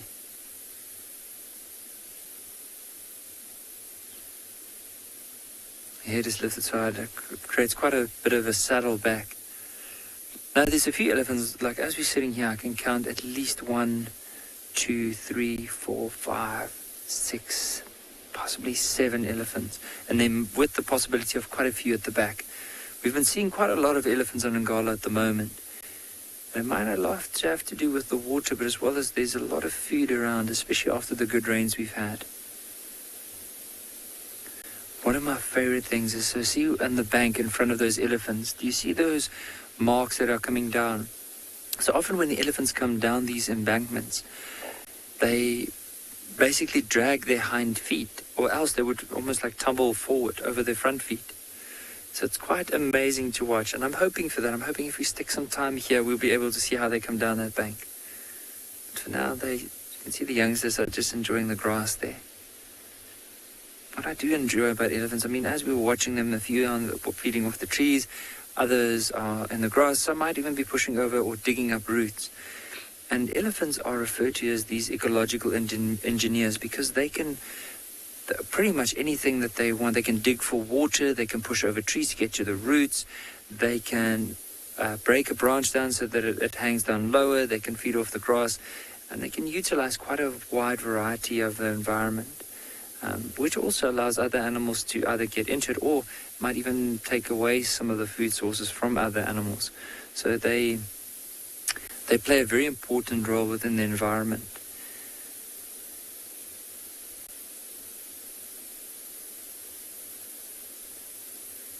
You see that female off to the right is constantly feeding up at the top of the tree, and I wonder if she's not looking for a creeper that might be at the top of the tree rather than the tree itself.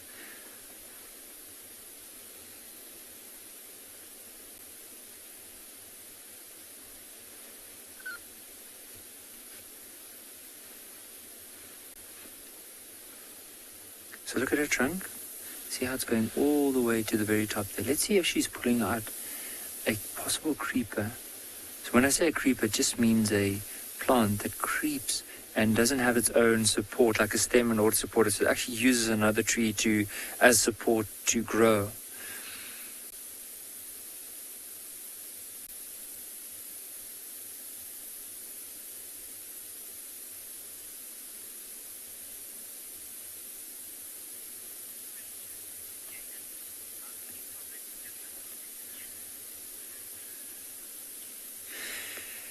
Jaden, most often I just wanted to point out something on the left. So on the left we have these two young bulls that are actually having a bit of a tussle with one another. So how we tell the gender apart, it's often very difficult, especially with males and females if they're very young. But the older they get, the females tend to have a very triangular shaped head or square head if you look at them from the side, whereas a male has more of a rounded head. And then also behavior. The males tend to be on the outskirts, and if there's a big bull around, he won't be necessarily feeding amongst the youngsters. He'll be probably looking for a female. Look at that one coming down. Remember, as we said, if they come down, they drag their knees? That's a perfect example.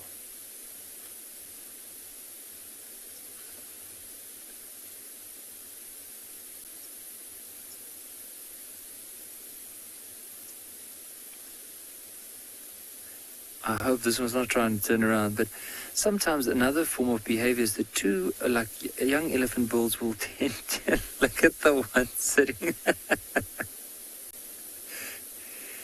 I mean, rather than say anything, let's just enjoy this.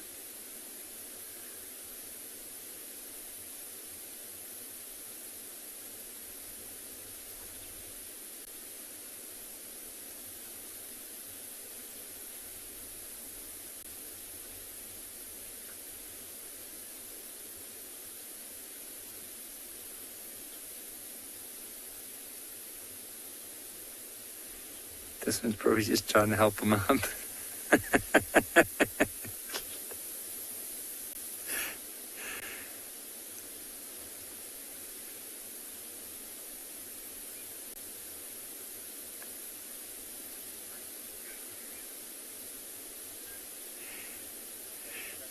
I'm trying my absolute best not to go on a full, laughing rage. Because did you see how the one was trying to, basically find his balance again, but then the other one just pushed them back into the ground? Typical two young bulls just having a bit of a play.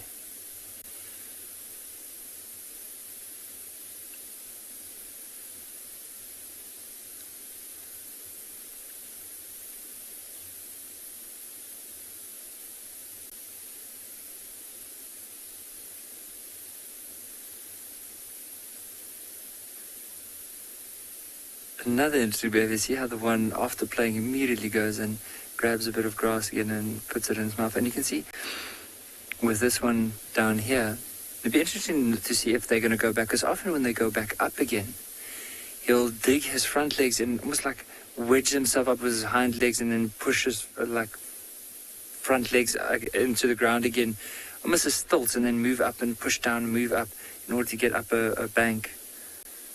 Because, even a little elephant like that will probably weigh close to 2 tons.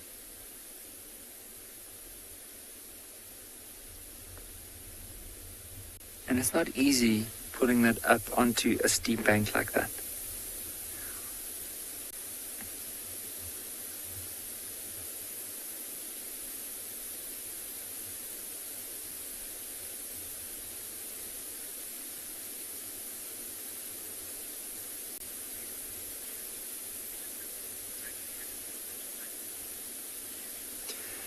Kerry, I agree with you so much. They do look like they're having a lot of fun, especially the youngsters. I always love watching a couple of youngsters when they're not feeding and they're chasing each other or trying to chase a bird.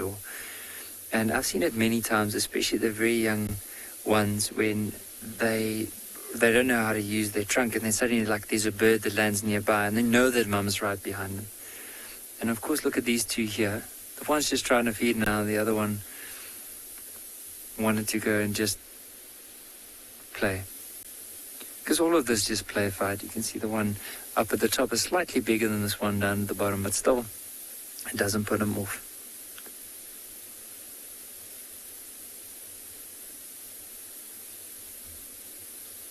And if you look at their color, you'll see it's quite dark from the legs up all the way, almost to the top of the back, and then it starts going into this very light colored brown. Grey. And that could be because earlier on they might have been near the water. Now there's another elephant that's coming down. Let's focus on these ones off to the right. I know these two are having a bit of a tussle, but they might just come down soon. And remember, as we said, if they come down, how they would drag those hind legs.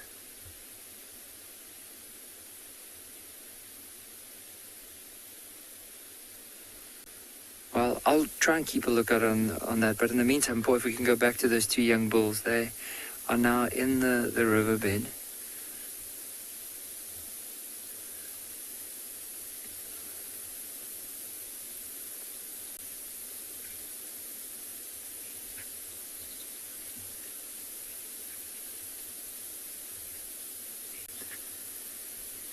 Kim H12, I'm not too sure.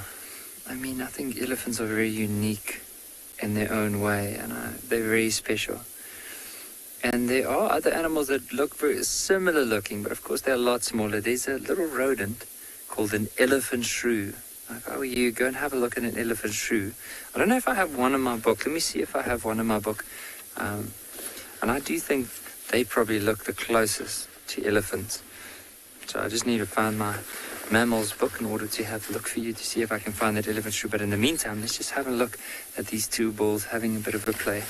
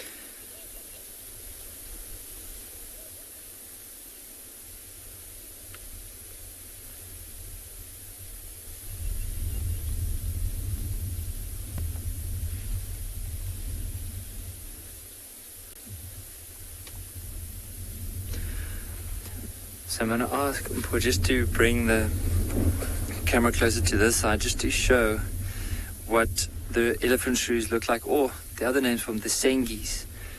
And sorry, I'm just going to try and hold the book like this and point out especially one like this here. So you'll see they have a very long nose. So not the same as a trunk, because I mean elephant's trunk is, they can only breathe through the trunk, they can't breathe through the mouth, whereas with this rodent it can actually breathe through the mouth as well. But just look at that very long nose, almost looks like the trunk of an elephant. They refer to them as elephant shrews or sengis. But other than that, I mean, I just think elephants are very special in their own way, and that's why most of the other animals aren't made like them. And also very unique in how they can use those trunks in order to get up to the top of the branches, maybe dig for water, or even push over a tree. They use those tusks as tools, basically a good set of tools in order to strip the bark, in order to dig for roots, sometimes for the bulls in order to fight with each other. But I'd like to go back to those elephants.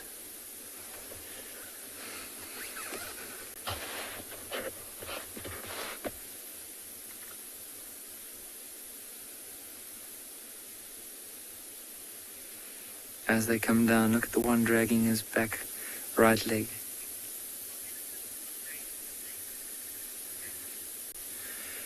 Matthew, I'm not too sure if elephants would be afraid of snakes. I'm sure if there was any sudden movement in front of them, so let's say if there was a herd of elephants and all of a sudden a snake was in front of them and started moving off, I'm sure the elephant, from experience I have seen where elephants get a massive fright from a guinea fowl or maybe even a spur fowl that flies out of the grass. I'm sure for a snake they'll get a fright. But I don't think if there's something like a python that they can see and they know it's there, that they'll necessarily be afraid of it. Look at how this one is basically on his belly trying to push this other one.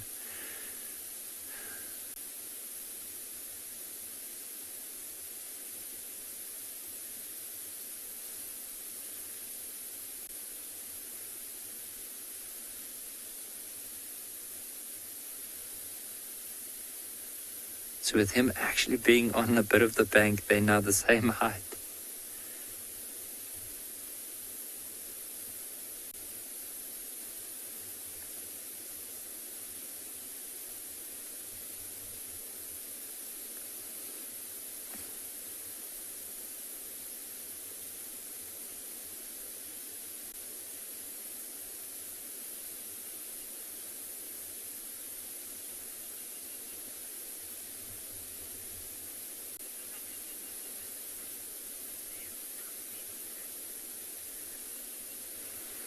Linda, Polly, I agree with you. They are quite full of beans today. Like just the way these two are having a bit of a go at one another. And it's so funny, look at the little one is now marching up and the bigger one flaring his ears and backing off.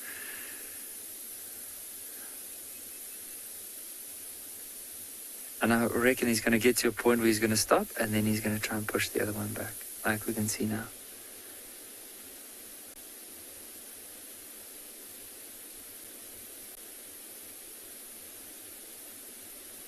Look at the one coming down now. There's one on its side of the bank. Down with the head into the sand.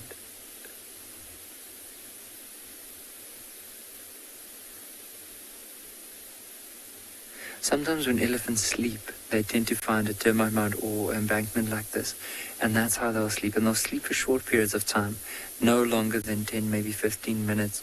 For what I've seen for some of those that lie down on the bank like this. And even when you see them like that, you might even think they're dead because there's no movement, and all of a sudden they just get up and start moving again. I think this one is trying to feed while lying down. It's like, I'm so tired I can't move, but I'm just strong enough to try and grab something and put it in my mouth.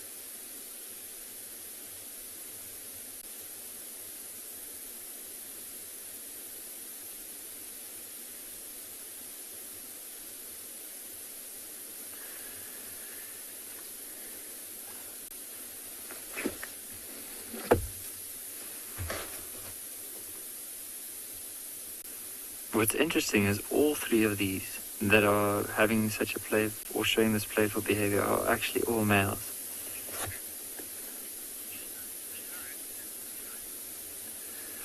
So in the meantime, we'll probably just watch them for the next little while, but let's head across to Lauren with a little surprise for us.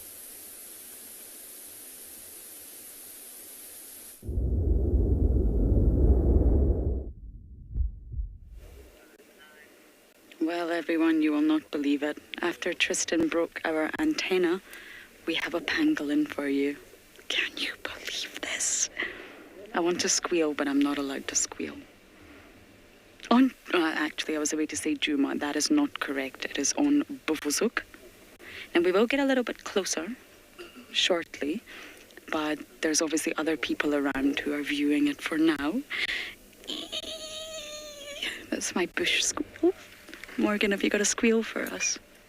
He doesn't want to squeal. That's okay, Morgan. Now, of course, pangolins. You see them very commonly down in Tswalu. They are one of the most heavily trafficked animals in the entire animal kingdom. And if you don't quite understand what you're looking at, that's okay. This is the scales.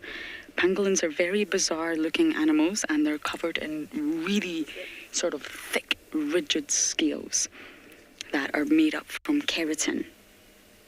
And unfortunately, in the Asian traditional medicine field, they are in high demand. Don't ask me why, because I really, really don't know. They've got their own little special order, and there's actually many different species of pangolin. This one is obviously not moving, so it's making it incredibly exciting for us. Steve was here earlier, but unfortunately he didn't have any signal, so we've raced up here, and here we have it. Can you believe it? Now, some people think it's a reptile because of its scales. It's not. It's not at all. It's 100% a mammal, and it's in its own little order called Pholidota, the Pholidota order.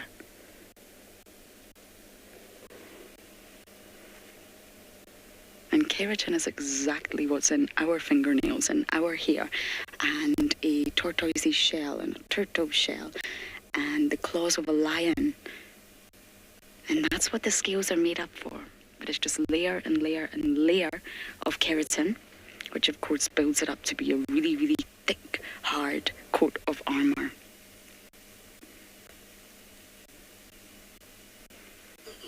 I can't believe this.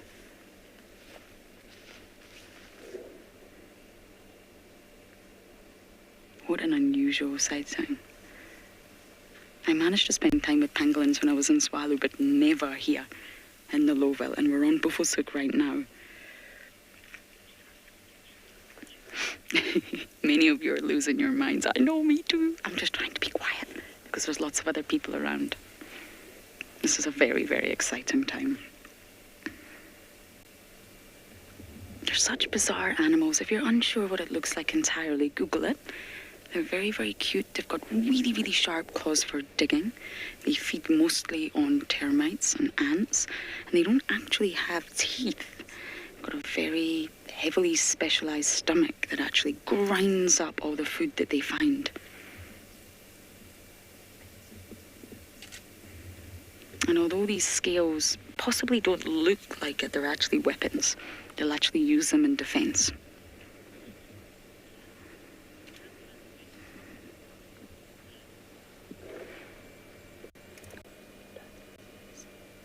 Ian, you're asking, do they make a sound? I don't believe so.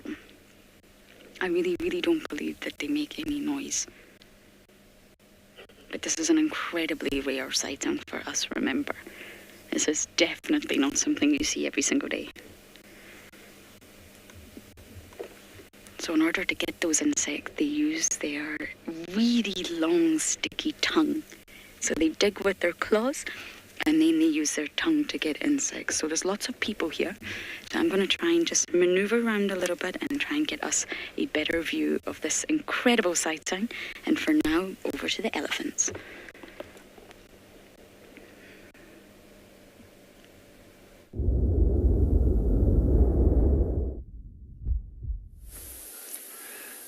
So it's been an absolute treat watching these elephants. They are hysterical. This one now has basically been rolling around, sitting down, folding its trunk over its head and actually rolling down the hill, or that little slope.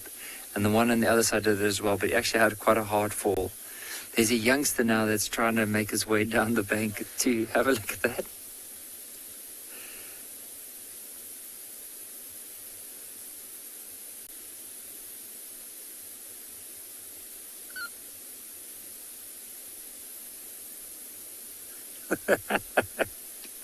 See how that one actually digged his trunk and his tusk into the soil.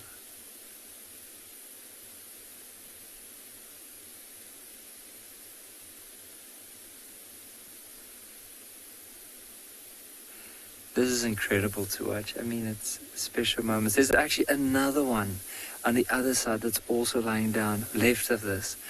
There's another one that's moved down and decided to go and lie down on the bank. So there's now how many? 1, 2, 3 that are lying down, and this other one moving around. But the one's now gotten up on the left. I think let's focus on these youngsters off to the right.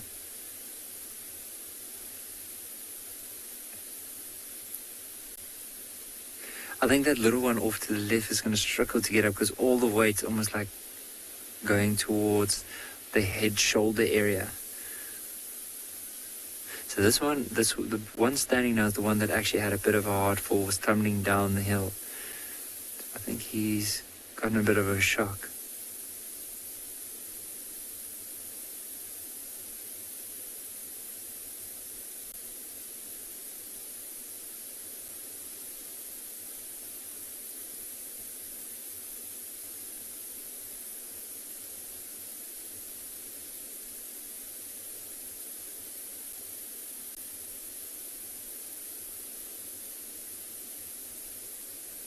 I wonder if that little one off to the right might have been sleeping, because I didn't see him moving for quite a while.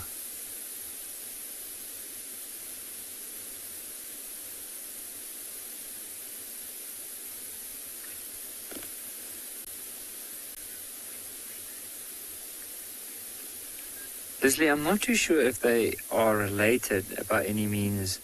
I'm sure they're not going to be like two brothers, or maybe in the herd somewhere along the line they could be related, but I'm not too sure. I mean, the herds of elephants that move in are so vast, and sometimes there might be herds that move in here that we've never seen before, some that we could have seen before, so I'm not too sure if they would be relative. I know they're from the same herd, and they've probably been in the same herd for quite a while, hence the good relationship that they have with one another, or the good bond.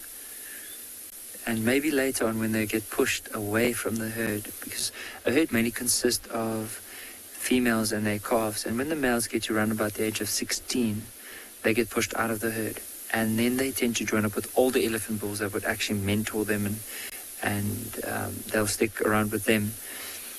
But it might be that when these, because they're around about the similar size as when they kick out of the herd, that they're probably going to be joined or stay together.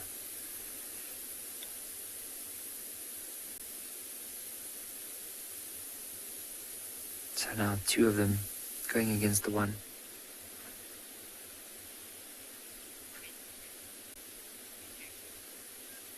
But what an incredible sighting to watch.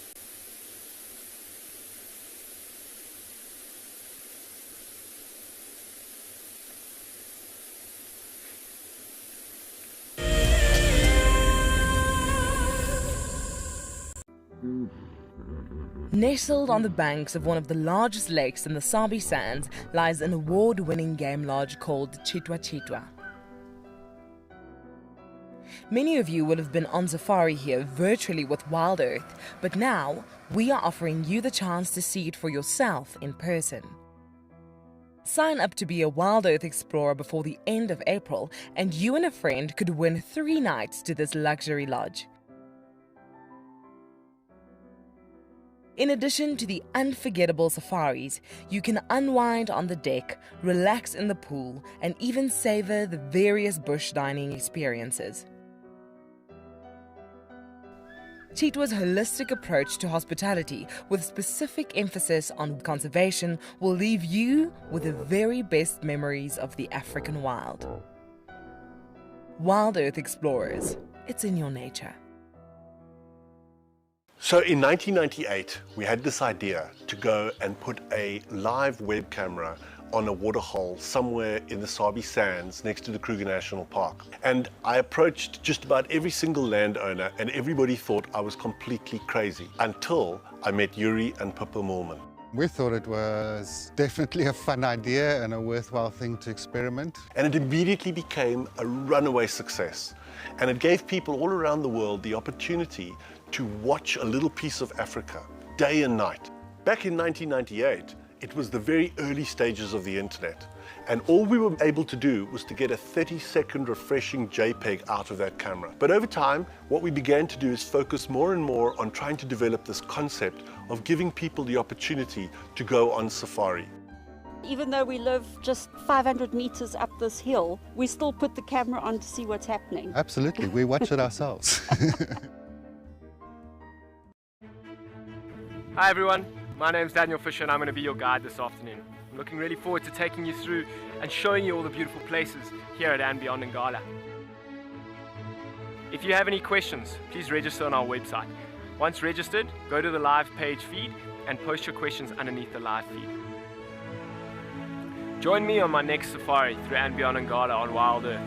Send me live questions through the WildEarth website and I'll answer them live from the African bush.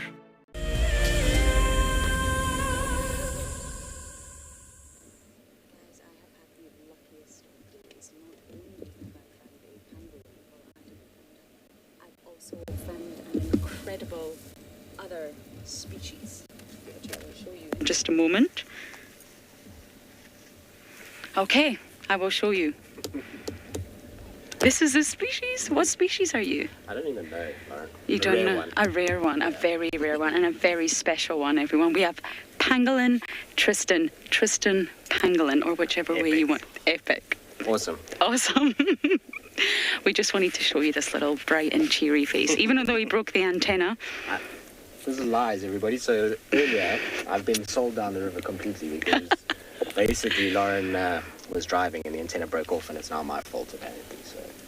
Are you sure? Yeah, I'm very sure. Dead sure. I think one of your guests got on video though. We may share that video with you one day, but maybe not.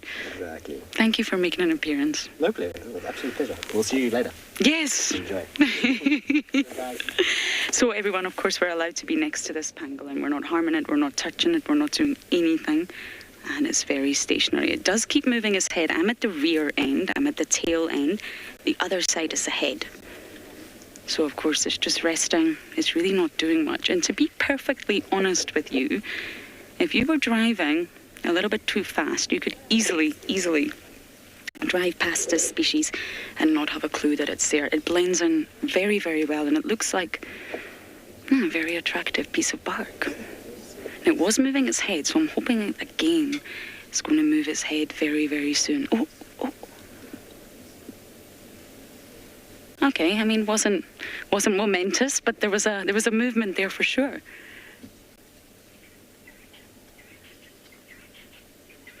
And I don't know if you can get any indication from where I am, but you can see the sheer size of this. From nose to tail, this is about 1 meter. Leslie, that's exactly why it still is very, very shy. No, it's not because people are here. Generally, the pangolins are actually quite temperature dependent. If you think of the ones in Tswalu, in the Kalahari, for example, in the winter season, you will see pangolins out during the day and they rest at night. But then when the summer season comes, it's far too hot for them during the day. It's moving again. And they're going to be active at night. So it's been a very strange day here in Juma, as we've already mentioned. So I think it is literally just resting. To see such an endangered animal, such a really heavily trafficked animal, is something that's very special. I haven't had the luckiest of drives lately, so I think I can honestly say that this is made up for it. I would say this is about 1 meter. Would you agree, Morgan? About 1 meter from nose to tail. We're getting some movement.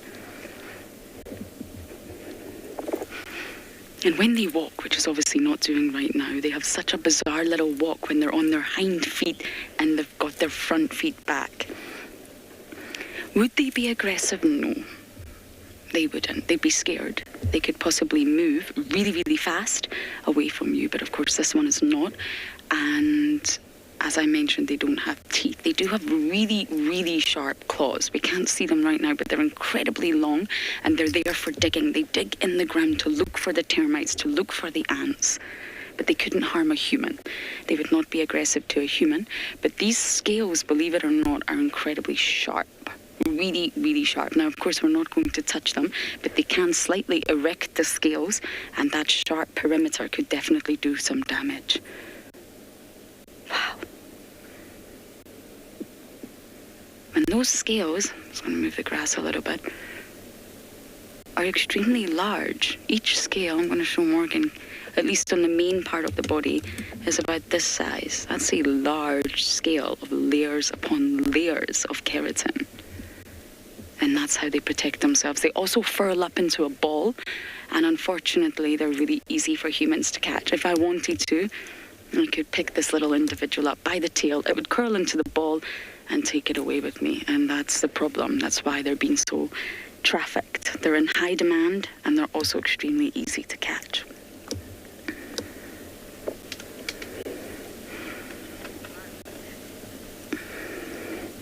Stuck in bed. Good to hear from you.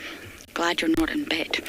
For this species, yes, I think this is a normal size, but there's different species. If you go online and actually have a look, you'll see that you get some species in Africa, then you get other species in Asia. It's moving ever so slightly. Can you see its face, Morgan? He gave me the half and half sign.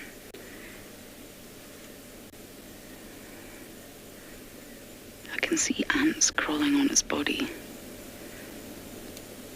I think I'm just possibly going to move a little bit so that I can see its face. Let me go round to the vehicle.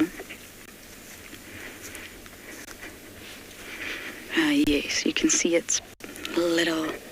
Apparently they've got incredible hearing, but it's very difficult to see their sort of ear hole, if you like. They've got very, very small little eyes and incredible olfactory capabilities. Barbara, I haven't seen it personally. I've only seen pangolins when they're extremely relaxed and you can get nice and close to them, even at Tswalu. But, of course, online videos, then yes, I have seen that, unfortunately. And they roll into the ball to protect themselves because you can't get access to the inner parts, the softer parts. It's only that hard shell. And because they are a mammal, believe it or not, the females have quite sizable mammary glands. And of course, when they curl up into a ball, all of that is protected. Their facial features, mammary glands, their soft inner organs, and their genitalia, that's all protected when they're in the ball. It makes it very difficult for predators to get access to. So if a pangolin really does curl into a ball, that's what you don't want. It's feeling threatened.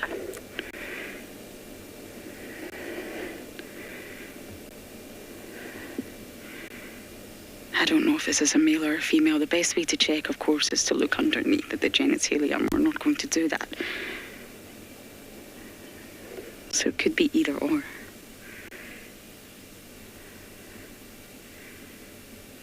This is very unexpected. Here's me looking for leopards, breaking antennas, and now we've got a pangolin.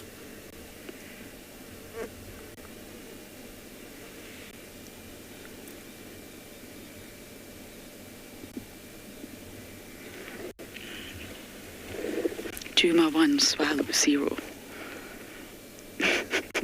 We got the pangolin today. And I'm only teasing. They will exist out here, of course. We just live in a very different environment. It's a different habitat. It's very thick, it's very dense, and they are primarily nocturnal, especially in the summer months. And therefore, that's why we don't see them. This has been an incredibly lucky find.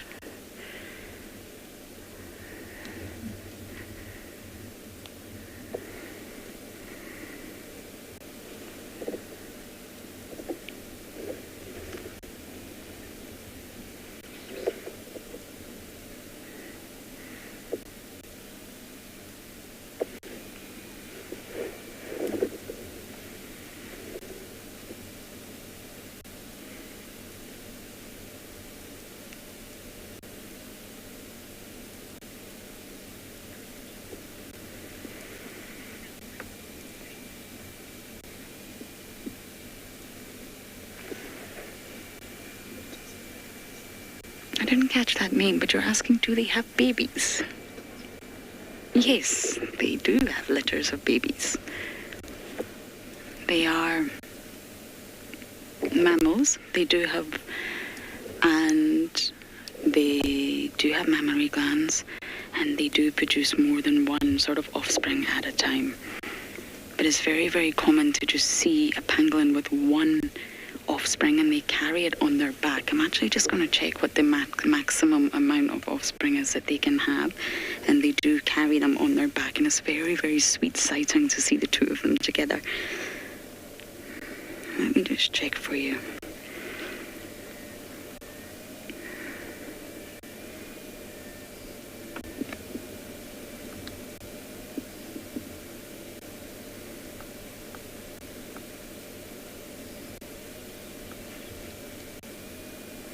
I'm looking at my mammal app. The gestation period is 139 days. I did not know that. Oh, it's only one young, I apologise, but they can have twins. So they definitely can have a litter of two, as most mammals can. But they normally only give birth to one. There you go. And that's quite a lengthy gestation period.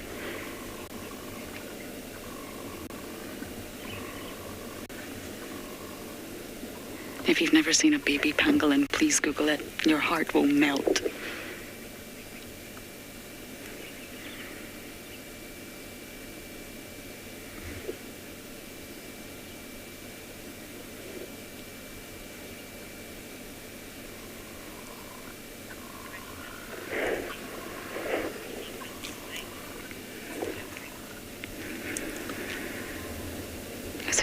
I wonder if this pangolin's down for the night, and I wonder if we'll be able to catch up with it again. I'm sure most people will come out and look for it tomorrow morning.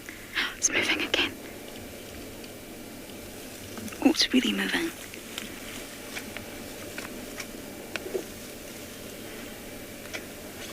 It's going further into the vegetation.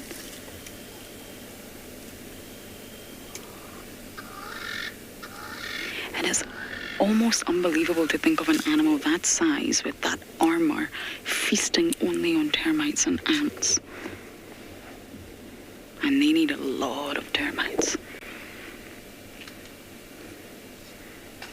I'm talking tens of thousands of termites or ants per day.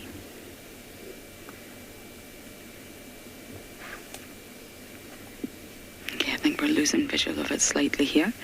And there's other people in the sighting, so we may just have to move to the side in order to let everyone get a wonderful view of this pangolin.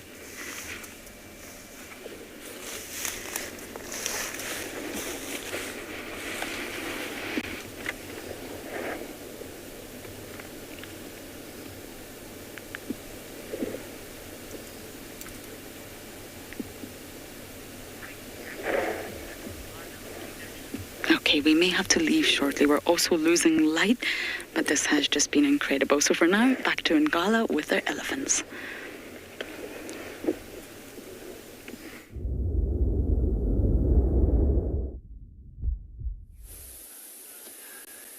We've been sitting here the whole time, and it's just been such an amazing sighting with these elephants. They have not stopped playing. This young male off to the right has been walking up this hill or this bank, falling down, sliding down, and then walking up.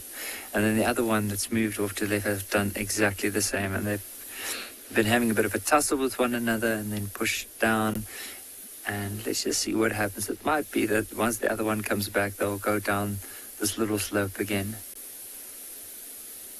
Maybe the other one's decided he had enough of playing for this afternoon. Or not. Look at how this one's picking up his head. Probably heading straight towards where the other one is. But in the meantime, you'll notice some of the younger ones are on the bank there. And of course, the bigger one here has just dug some water. And all of them are having a drink.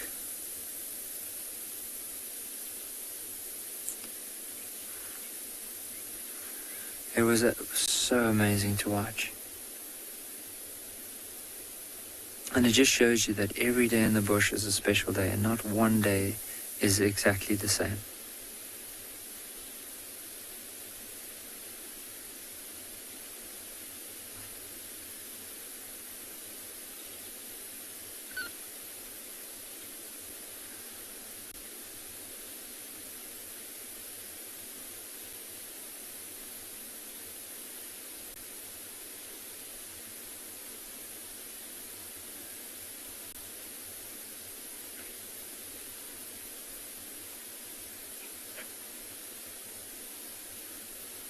Jacob, with this, well, I'm sure it feels cool, and I think it probably feels cool and quite nice on their skin, especially that soft sand that comes out, because from this one you'll see just left of it, they actually now, the younger ones are rolling around in that soft sand.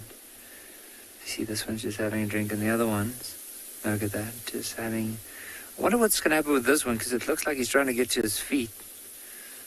I hope he doesn't roll backwards.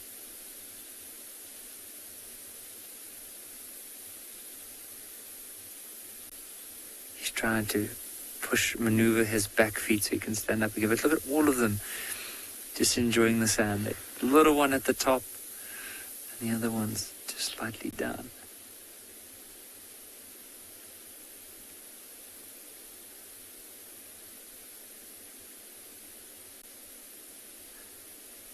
That little one makes it look like such an effort in order to try and stand up. But I think it's just all play and enjoying that soft sand. Very nice and cool.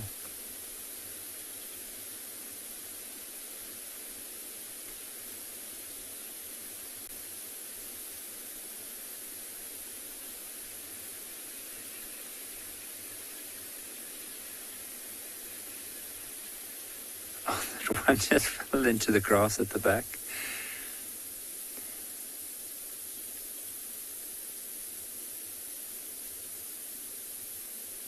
Look at how this one's standing on his back feet.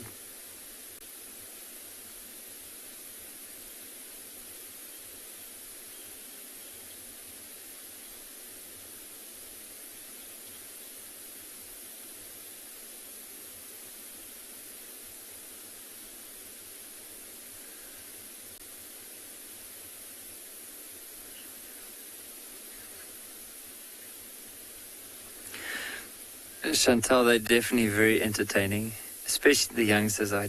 We can't get enough of them. It might be with those moving off to the back that this might be the last glimpse we can get of these elephants.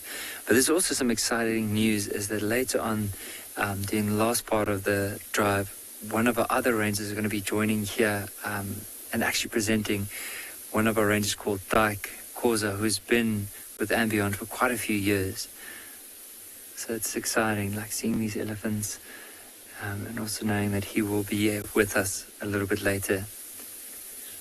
Now have a look at how they're moving up to the bank. I do enjoy the little ones pretty much. I think it's one of my favorites when they're small. Of course, zebra is my number one all-time favorite, but baby elephants are very, very close to that. You can just hear in the background this babbling noise. It's arrow-marked babblers that are making noise just directly behind us.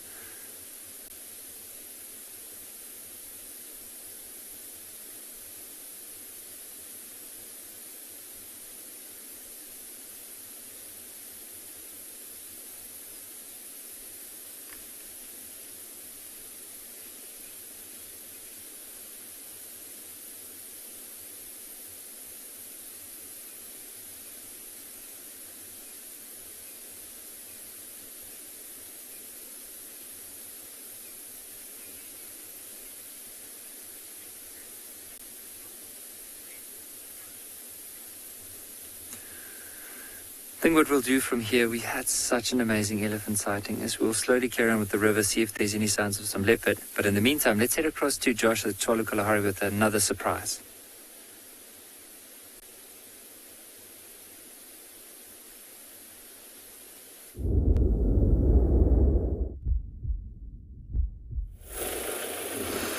So folks, it sounds like it has been an incredible afternoon. I believe the gauntlet has been thrown down by Lauren and Juma. who has laid the challenge that they have found a pangolin and Tswalu has not. I might have to go through the databases for last year, but I'm pretty sure Dylan might be winning the score on how many pangolins have been put on WildEarth. But we accept her challenge, we'll rise to it, and we'll have to see if we can't even the score. But we are in luck. We've been incredibly lucky ourselves and found our 2 cheetah brothers here in the south of Tswalu. So always special to spend time with these incredibly endangered predators who have not hunted for the last day or 2. So they're looking slim and trim and a little bit hungry. So if we're lucky, they might try and hunt later. But as always, one never knows. Right now, they're still feeling a bit lazy. We are starting to get their heads up and they're paying a bit of attention to what's going on around them. So it's just nice to be able to sit with them.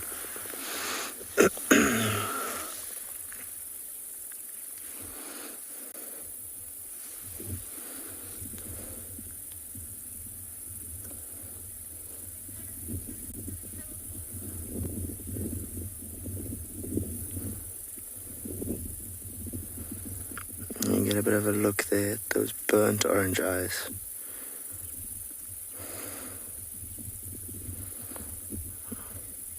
It's definitely going its weekend. I'm not in the mood to do too much.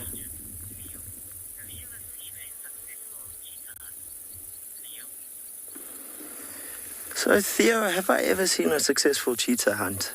I can say I have been lucky enough to have seen 2 or 3 successful hunts over the years.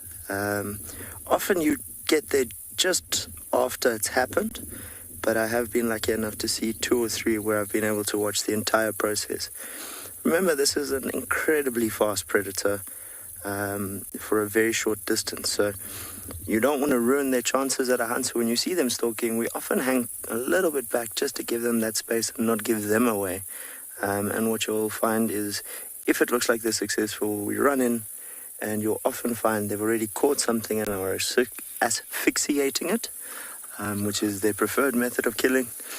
So I have been lucky enough to see it, but often that last, final, crucial, call it 2 or 3 seconds, happens out of sight because you've held back just to give them space.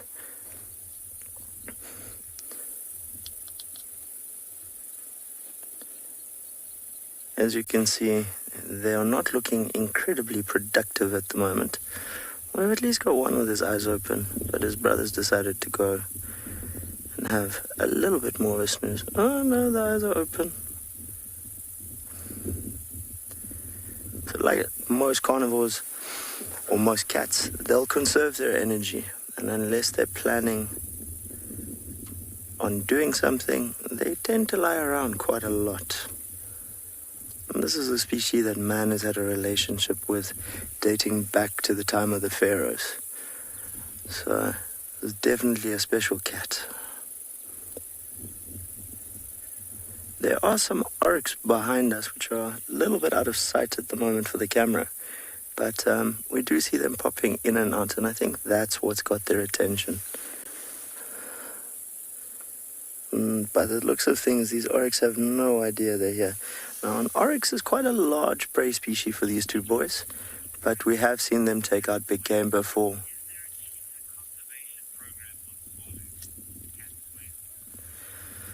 So, Katswain, there's no specific cheetah conservation project here on Tswalu, but Tswalu is a massive conservation project in itself.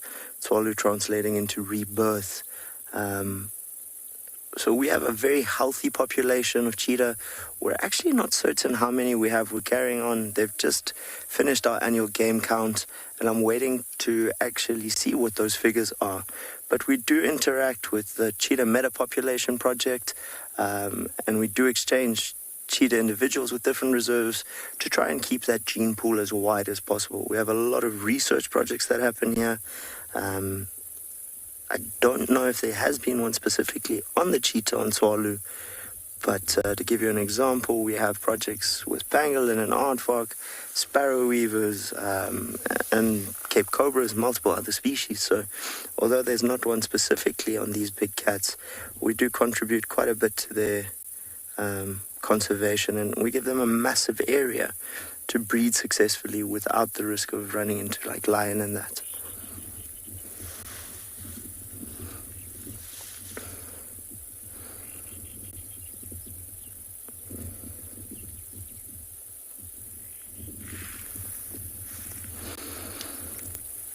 No one's completely certain, to my knowledge, as to what our exact cheetah population is left in the world. We obviously know it's one of our 3 most endangered predators in Africa, along with your wild dog and the Ethiopian wolf.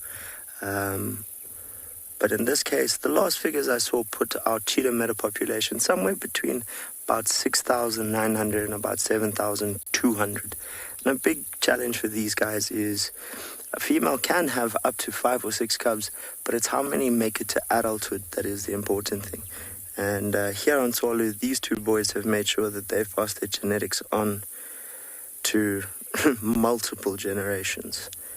We were lucky enough to actually see one of them mating with a female less than a month ago, so that was quite special.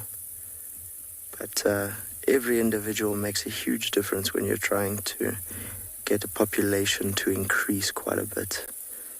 I see a little bit of attention being paid here in the direction of where those oryx are. It's also where the wind is blowing from, so they definitely know they're there.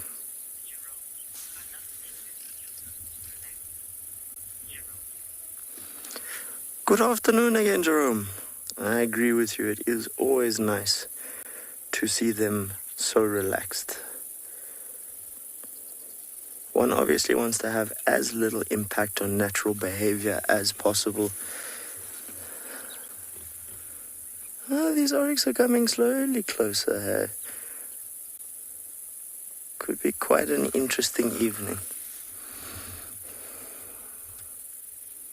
Although looking at the pair of them now, I don't see them suddenly springing up and accelerating to over 100 kilometers an hour. That is for certain. They look far too comfortable with life. Some lovely golden light coming up there behind them and highlighting the inflorescences of the grass around them. Temperatures cooled down quite nicely. It's a very pleasant temperature now.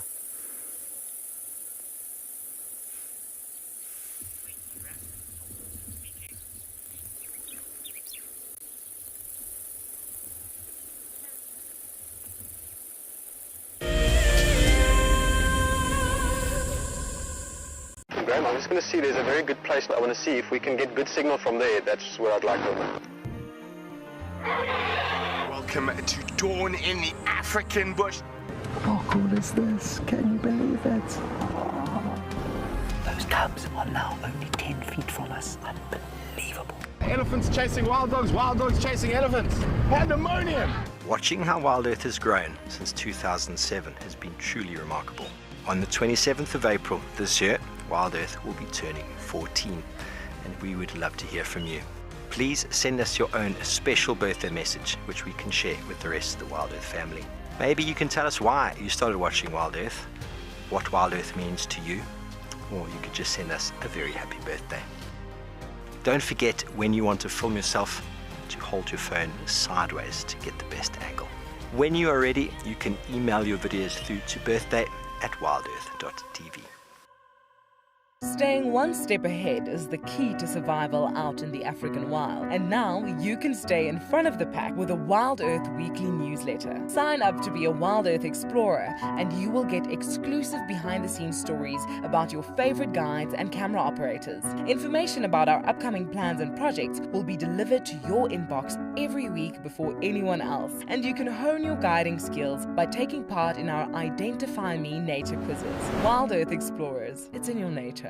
Hello, I'm Marna, your WildEarth Safari Guide from andBeyond Ngala.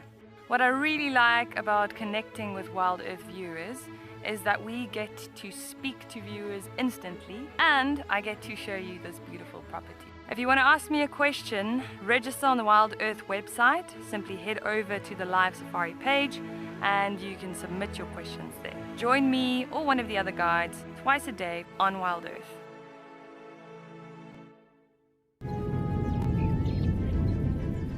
Oh, it's going to be in trouble now.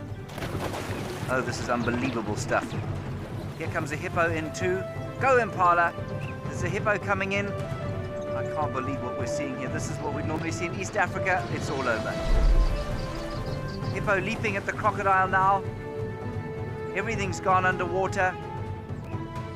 Expect the unexpected here on WildEarth daily.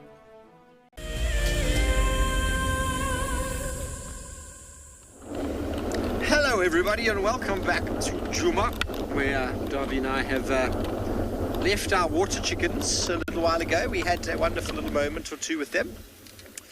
But it's hard to see water chickens when there's pangolins and cheetahs and all sorts of things. Oh, it's exploding with content. Such is life, isn't it? Last night was very quiet. Now tonight has been incredible. What a pleasure. Now, I haven't seen a pangolin since 2010, so that was very special to be able to see it. Very, very special. And we're very blessed that Lauren's aerial was able to broadcast, because we tried, but it wasn't working, so unfortunately. But I'm glad all of you got to see the pangolin. And now Josh is going to go find you all a pangolin in Tswalu. Well, I think it's a bit easier there. My first pangolin was in the Kalahari, and now I can say I've had a second, which is in Djuma Private Game Reserve. Korongwe had 2 pangolins, both times the day after I left. The day I left, they found a pangolin. I was like, what? So I've been unlucky on the pangolin front. It's also the first pangolin I had no photo or camera, as I think I told you earlier. So incredible. And nice to see Tristan as well, isn't it? Out and about doing his thing.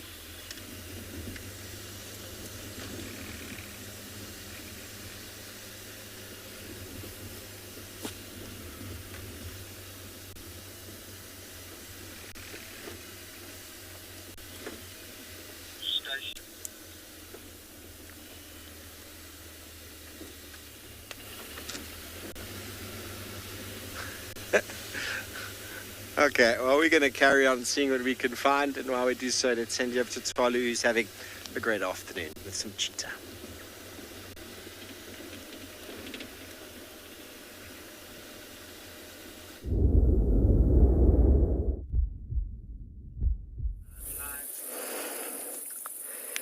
I agree with Steve.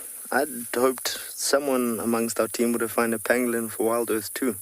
We're always excited to spend time with them. They are such a special animal. But for now, we take another first prize.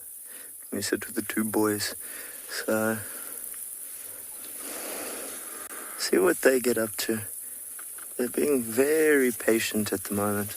Just watching.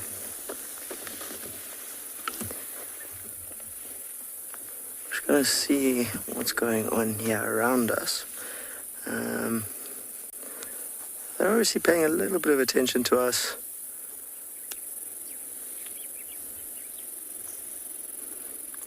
And just having a look around.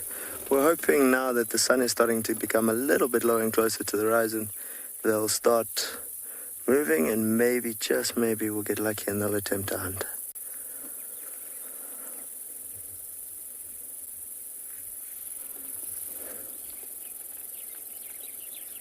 These cats have incredible vision, so they're definitely able to see better than we do.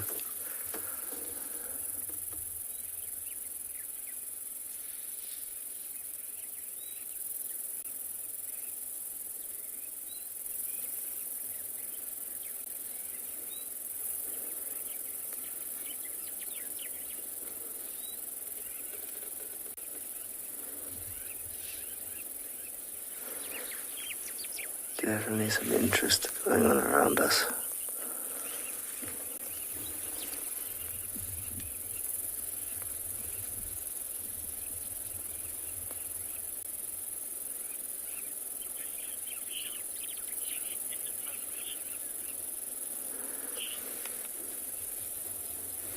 So, Michelle, you do not, to my knowledge, they all fall under the Latin name of Aesionix jubatus, What you can get is something called a king cheetah, which is not a form of melanism, but it is a recessive gene.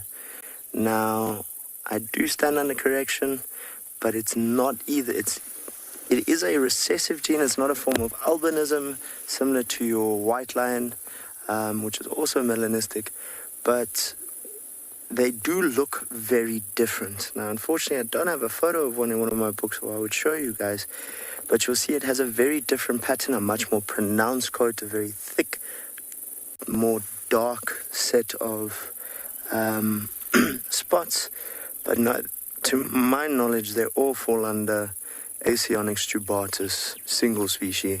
I've never heard of any subspecies, although they are found over a massive range all the way up into the Middle East. So a very widely spread population.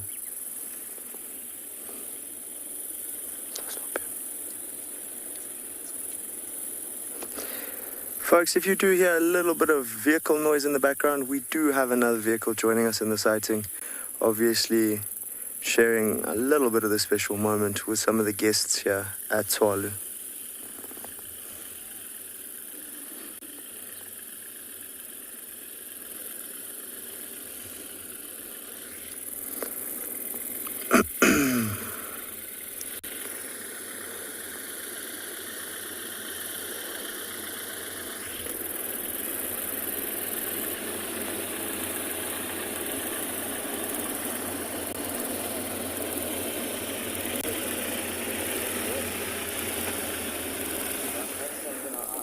Now there's a question. We've just been asked by, I believe it's Ishigumi, I hope I'm pronouncing it right, apologies if I'm not. Why do cheetah not have long whiskers like a leopard? Now, if I had to take a guess, I would say it's probably to do with the fact that they run so fast. You would find those whiskers getting in the way, hitting them in the eye potentially. Remember what whiskers are for. They're a sensory organ, folks. And in prime leopard habitat, it's quite thick, so it's one of the ways they sense what's going on around them, and almost a tactile organ as well. But in the case of cheetah, if I had to take a guess, I would say it would have to do with speed and potentially getting in the eyes and in the way. But that's definitely the first time I've ever had that thought, let alone that question. So, as always, we love the questions, and it is a really cool way to learn.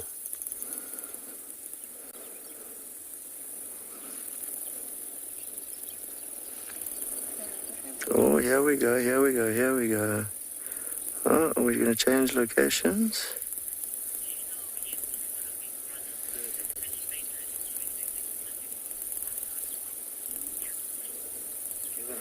So, Catswain, I do indeed, and by the look of it, we're getting some stalking behavior.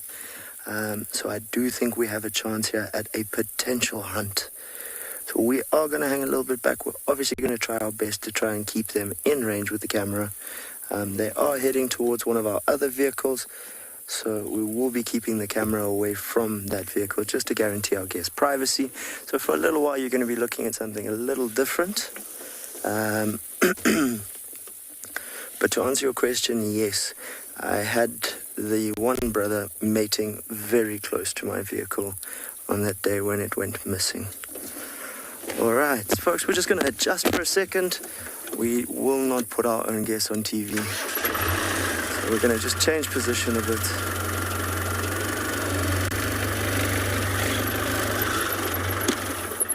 All right. Yeah. No, I'm just pulling back from your vehicle. Sorry, folks, just having a conversation there with one of my colleagues. So what these two boys have in their sight in the distance is a small herd of oryx or gemsbok, and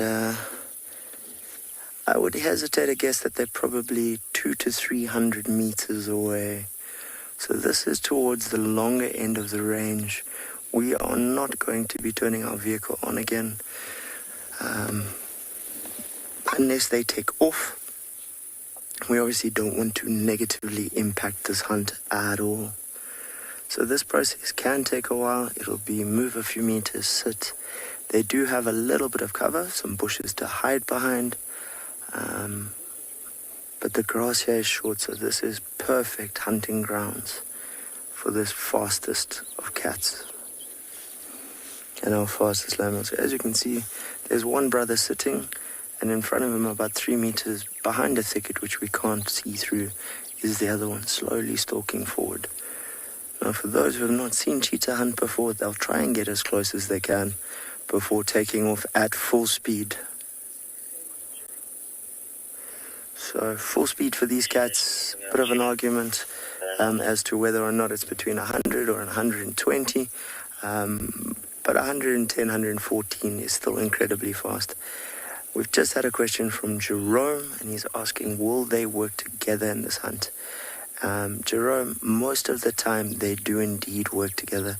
As you can see, that individual there is primed to go. His brother is behind him, a few meters behind. What they occasionally do is one will go around the other side of whatever they're chasing. He tries and chases that species towards his brother. But hopefully here we're going to see some success. They're still quite a distance away.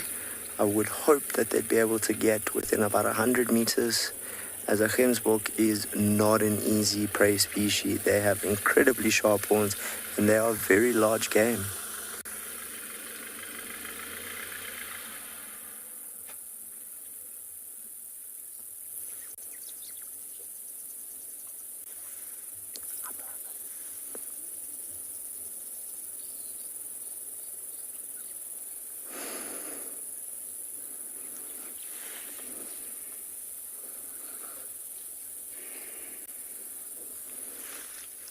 See that camouflage working there.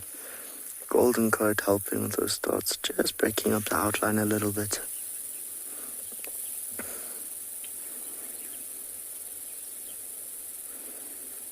Really excited to be able to share this with you folks. So let's hope, cross your fingers, we get some success here. I do warn viewers, if it is successful, it may be a potentially gory sight. And the sound effects can be slightly traumatic, so if you have kids watching, just be aware, please, folks. But there you see that hunch posture, step by step, slowly, just doing their best to not give themselves away. Lying down there. So they're down to within, I would say, about 200 meters. Hey, BK? Yeah, I reckon they're about 200 meters away.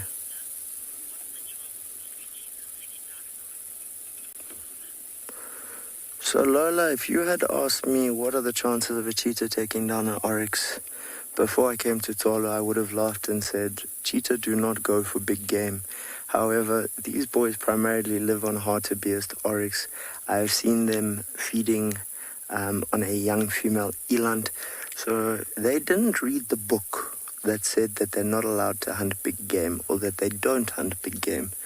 And it's just a lovely reminder that Mother Nature didn't read the guidebooks or the reference books. She continues to write her own all the time. So in general, cheetah hunts are largely unsuccessful, but in terms of them being able to take down these oryx, I have seen them take down full-grown cows before. So they do hunt big game without a problem. It's obviously always a risk, but they are capable of it without a doubt.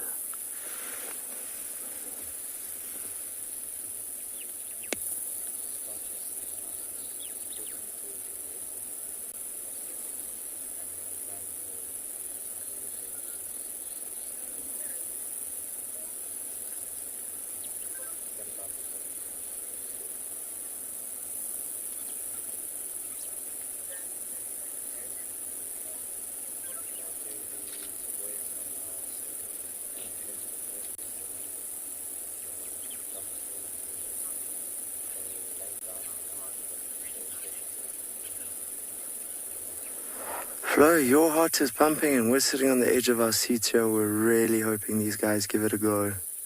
It will be very special.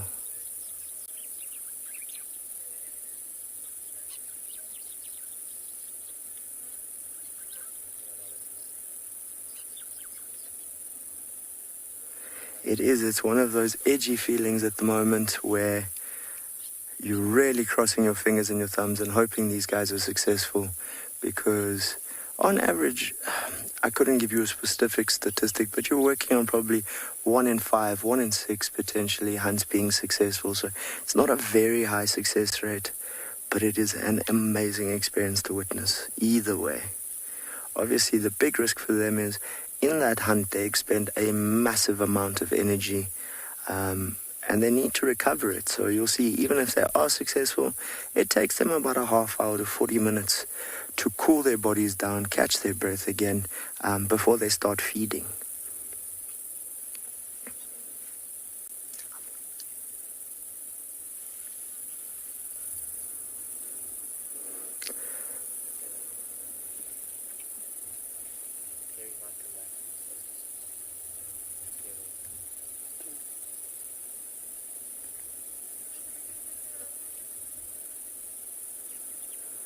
So they're just watching what's going on here with this herd at the moment. And I think they're going to try and sneak a bit closer. And there you get a look at that herd.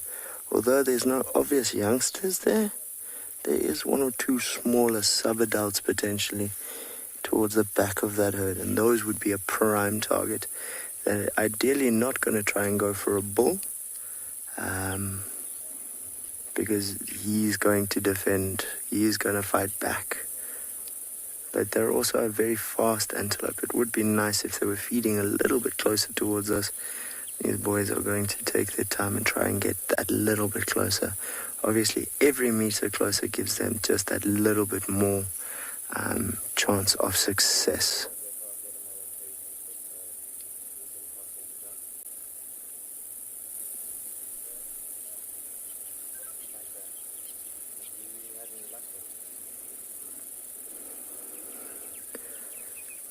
Being very patient at the moment.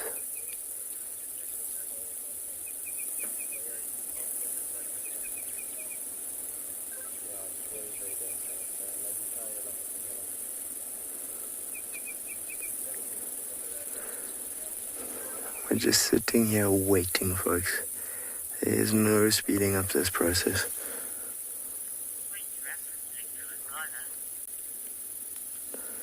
Folks, we're going to stick with them and see what happens.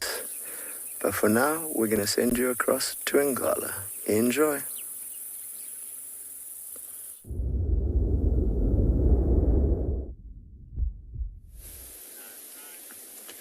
So how incredible is this? We were able to find our chameleon.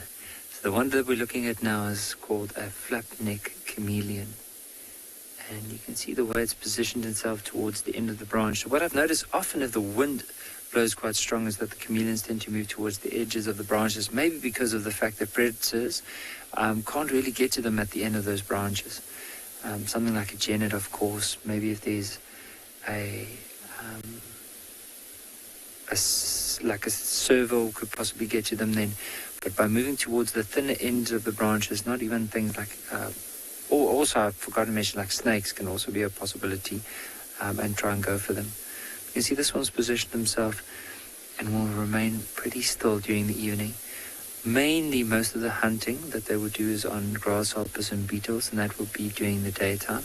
And at night, just hunkering down, unless, of course, there's something that presents itself, but just until the morning before they start moving again. And then they tend to move towards the more like middle part of the tree. That's incredible. Now, as I mentioned, it's really hard to see because this chameleon is literally the same color as the leaves. Now, we are in infrared at the moment, and that's why it's hard to see the difference in color. But if we had to go off of this, it's completely dark and you won't be able to see well at all.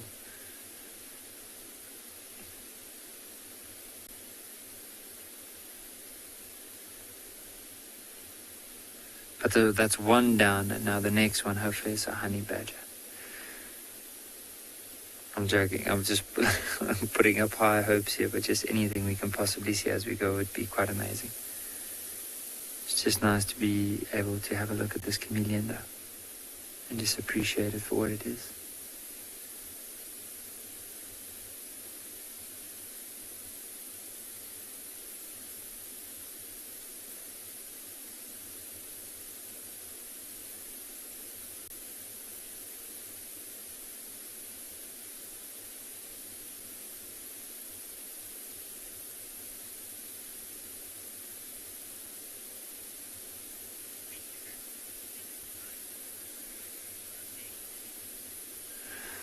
We're going to carry on, and then Dyke is probably going to take over from here. And in the meantime, let's head across to Lauren, who also apparently got a chameleon.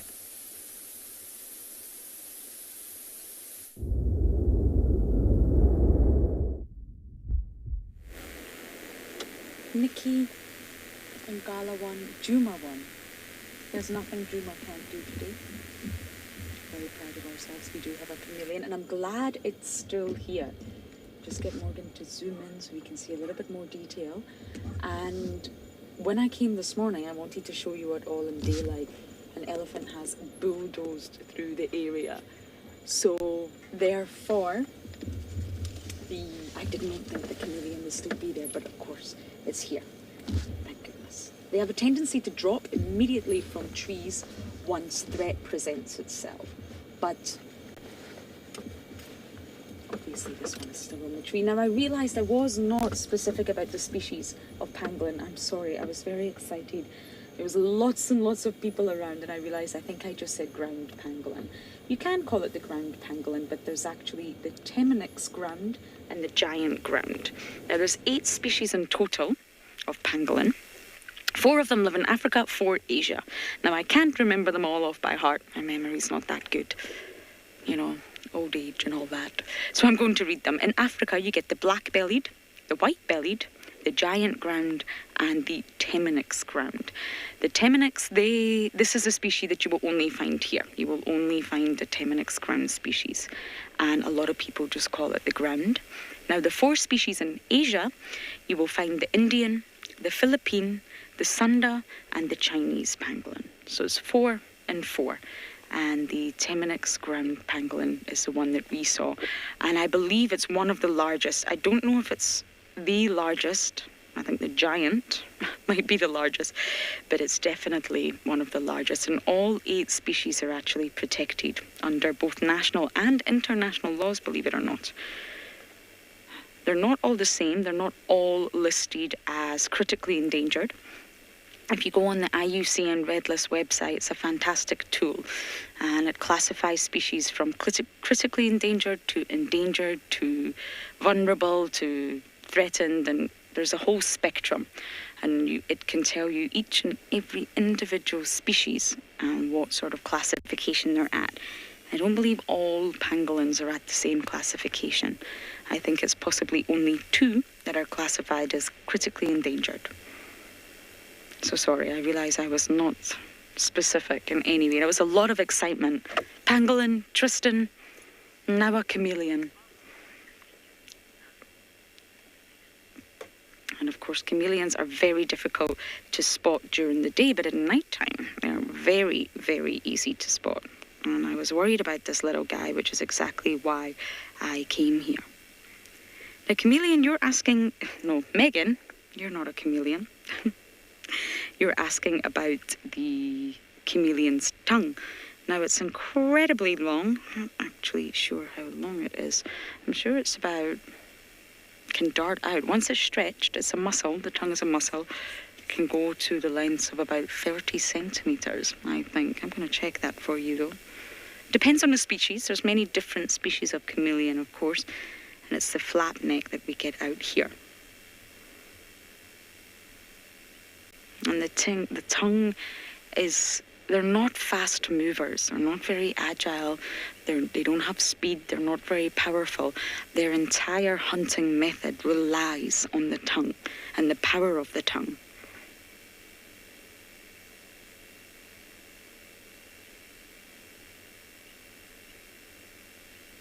They shoot it out so fast that the insects don't see it coming. And of course it's very sticky. The insects are immediately stuck to the tongue and it darts back inside of the mouth. It's such a rapid rate. It's wonderful to see a chameleon when they're hunting. But they are, of course, diurnal, so you won't see that activity at night time.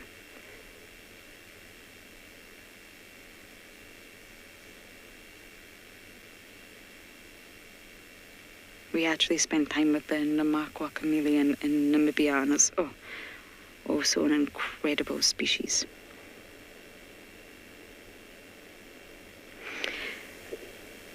This is a much smaller species. This chameleon's tail is almost as equal length to its body. So if you were to stretch out the tail, it looks extremely long, and it's obviously not that long in terms of body length. It's the tail that adds on that extra length. And the tail is extremely prehensile. So although it's curled up the snout because this little guy is resting, it's able to also grip onto the branches, especially when the chameleon is hunting. I've actually seen chameleons balance on their hind legs, stretch up, so there's nothing, they're not holding anything with their forelegs, dart that tongue out, catch some insects, and fall down onto the branch again. So they're not just using their hind feet, they're also using that prehensile tail. And it's just resting now. It's time to sleep. It's been a cold day, so I can imagine this chameleon has not been as active as it would be on an extremely hot day.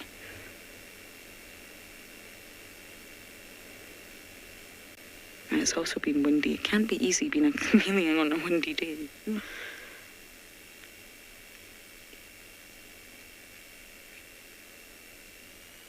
Now we're in IR, so it's very difficult to show you. And we won't go into colour, but when you shine that spotlight, they really glow. That's how you find them in the nighttime. But I'm going to try and come back tomorrow and we'll get some daytime visuals of this one.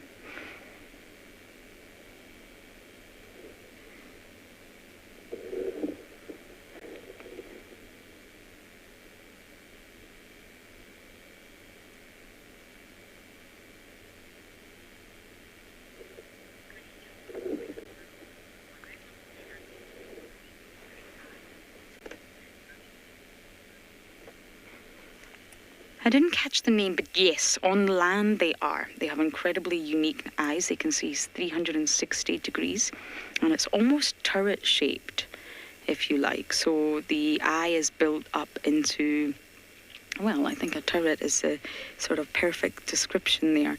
And they can direct the eyes forward for binocular vision, but they can also move them in order to see 360 degrees.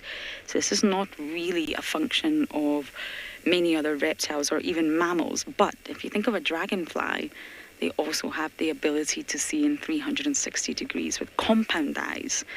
They don't have that turret-shaped. And there's also lots of organisms in the ocean that have eyes just like the chameleon. The chameleons are unique in that the way that they're able to process two different pictures. The brain is able to switch between the two. So this little guy is looking at us with his right eye, and he's possibly looking at the gorgeous blade of grass with his left eye. Now, within a nanosecond, they're able to split between the two pictures to understand what's happening on the right eye and what's happening in the left eye. Now, that's just remarkable if you really think about it. And there's not many other organisms that can do that.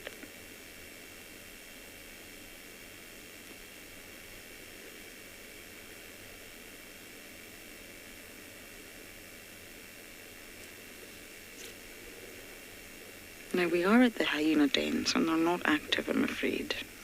But I am considering, since it's been a lucky day, looping back round and just seeing if we can catch them wakening up.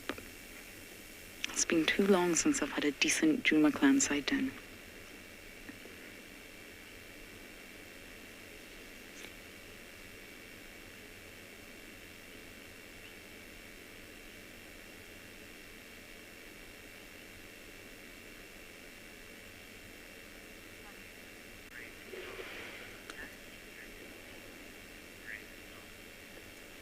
Brave Spotty is sleeping. He's absolutely sleeping. They're diurnal. And at night time they sleep. It's night time now. It's fully dark. The sun's gone down. It's 6:30 here in South Africa. And he's absolutely sleeping, 100%. They're also ectothermic. There's no sun to warm him up, even if he wanted to be active. It's very cold. So it's time to rest until that sun comes up tomorrow.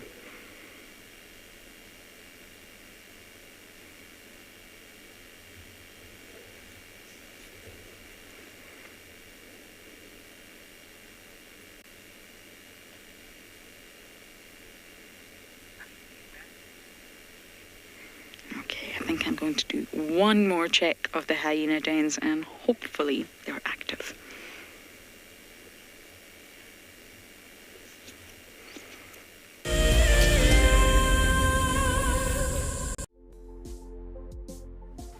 On the 27th of April, WildEarth will be turning 14 years old, and we wouldn't be here if it wasn't for all of you. And to celebrate, we will be finishing the beautiful book that we started last year that looks at the history so far. But we do need you to be part of it.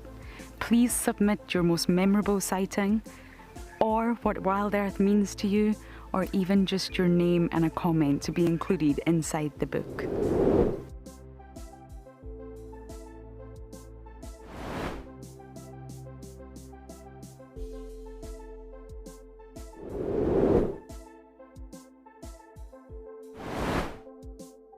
Head over to the website to add your name and reserve your copy.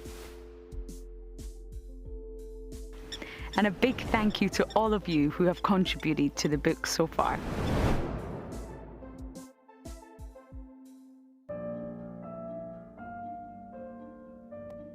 With a slew of potential dangers lurking, it's essential to be aware of your surroundings whilst walking in the wilderness. 20 yards away from one of the most endangered species. This is a big bull. What a moment, what a close encounter with an Ellie bull. He's just over here now. He's moved completely away. Being on a bushwalk and seeing a leopard, I mean, it's ridiculous to be this close to a leopard on foot and for him not to run is absolutely insane. How crazy was that?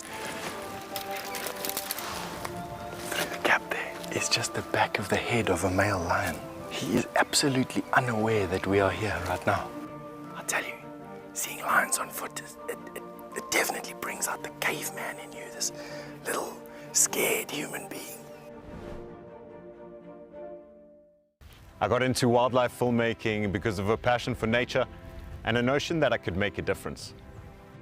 Helping others fall in love with nature brings meaning to what I do. It's also a lot of fun. A couple of times per week, we receive some very heartfelt messages from viewers telling us about how WildEarth has made a difference in their life, whether it's helped them through a difficult period or simply helped them to reconnect with nature. I think that's why we do what we do.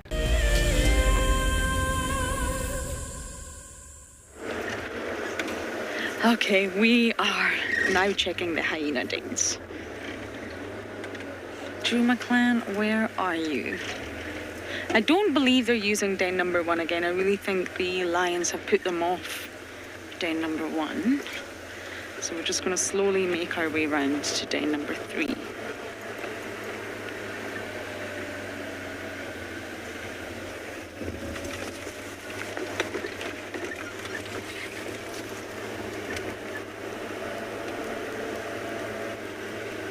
Driving one-handed with a spotlight is a skill, everyone. It's a skill you can put on your CV.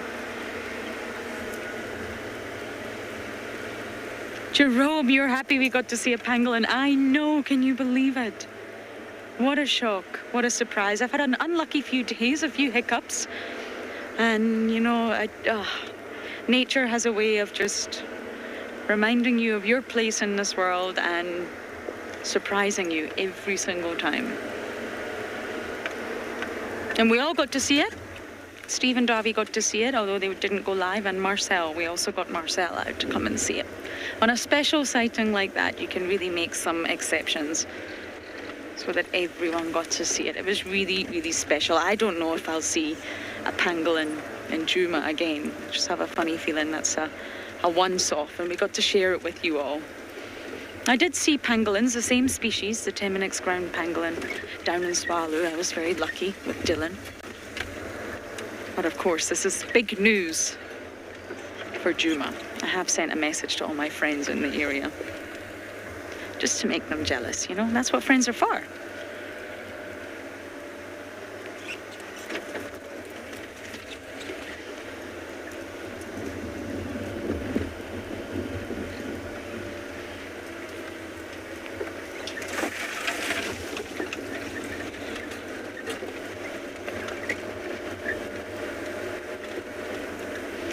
Vicky, probably just in the den. Our safari in the morning, unfortunately, is very late. We leave at 6:30. The sun is well and truly up, and I think we miss them. I'm just going to drive carefully. Sometimes the cubs come running out to greet the car, and I think it's just too late in the morning. And in the evening, well, we had them last night. We had a very brief, I see eye shine, so I'm now going to turn off my side lights, and Morgan's going to go into IR. I have a funny feeling it could just be the cubs, but let's check. Just over there, Morgan, at the entrance. I don't see any adults, and of course if there's not any adults we will leave, but at least we can get a brief view and try and figure out who's here.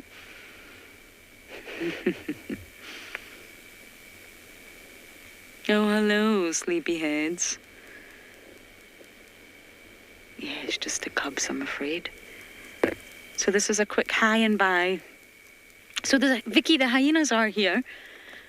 And unfortunately, as you know, we don't spend time without an adult. It's all about timing. If they've been very, very active during the night, and it's a really hot summer's day, you will find that you won't see them because they're nocturnal. They are primarily nocturnal at the end of the day. I just have to try and reverse safely here.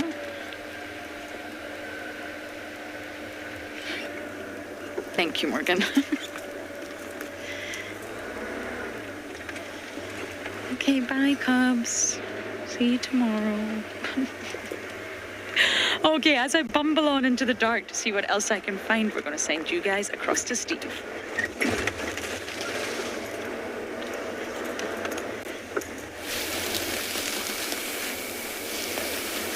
Welcome back, everybody. Just a few technical issues in the back. My impalas were making a bit of a noise a moment ago.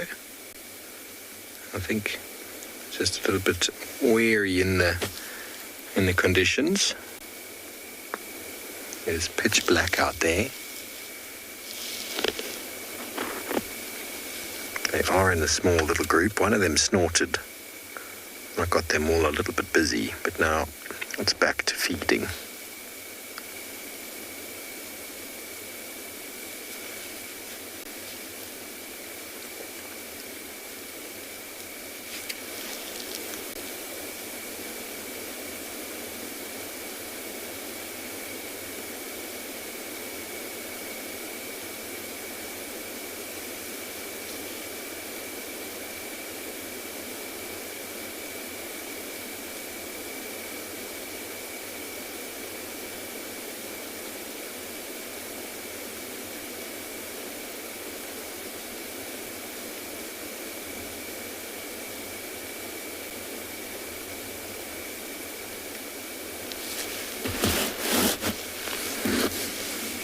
Hong Kong, you have different degrees of water dependency. And we get water dependent, which is non-mobile. So impala, waterbuck, for example, and you get mobile water dependent antelope, such as eland, sable, roan, which can travel much further. Zebra would be in the middle of those two. And then you get independent. So basically animals like steenbok and duiker, they regard as being water independent because they can get a lot of their moisture from the food that they drink from, that they eat from. But they will still drink if the opportunity presents itself. But it means that they can occupy areas that there is no water. I think gemsbok is regarded as that as well. But you need to be quite specialized able to access it from the food, access it from the vegetation out there. But most animals will drink readily when available.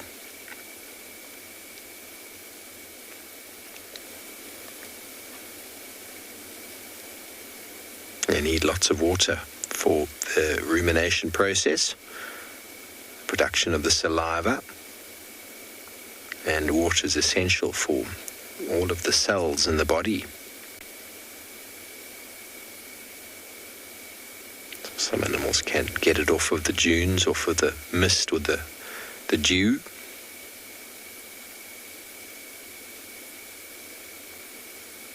But it is the essence of all life.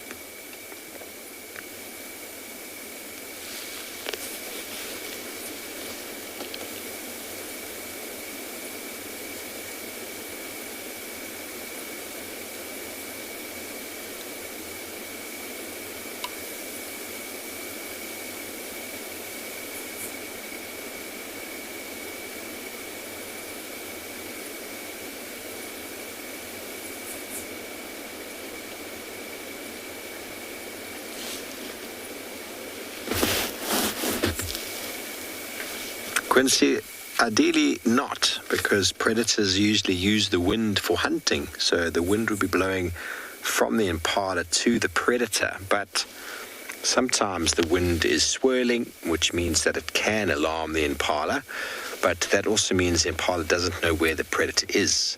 So they do pick up on the smell of predators and they do react to it, but ideally the predators are trying to use the wind in their favor. But yes, they are very aware of the wind.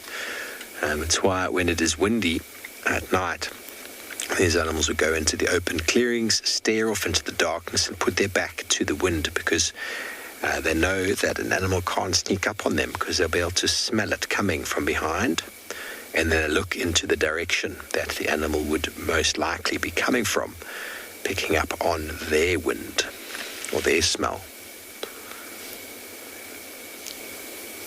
But the wind has died down almost completely.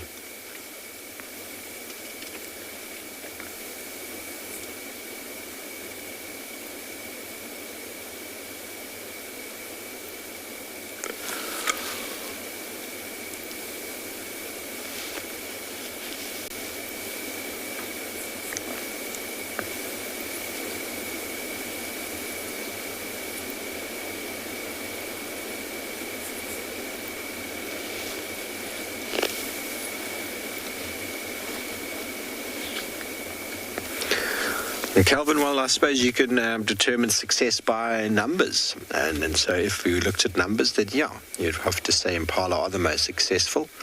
They breed very well. They breed very successfully. They seem to be eaten by absolutely every animal, and yet they're still surviving and still thriving. So they are successful at adapting to the changes and to the adaptations or the modifications to the habitat that have taken place over the last 50, 60 years.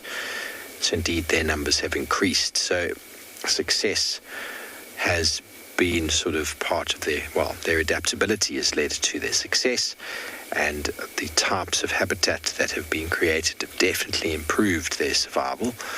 Other places, you don't see impala as prominent in places like the Mara, although there are lots of impala around. They're not much of an open grassland specialist. They need the edges and the thickets. And so you don't have as many impala up there. So here in the Kruger, most certainly, impala are very common, very well adapted, and most certainly the most successful.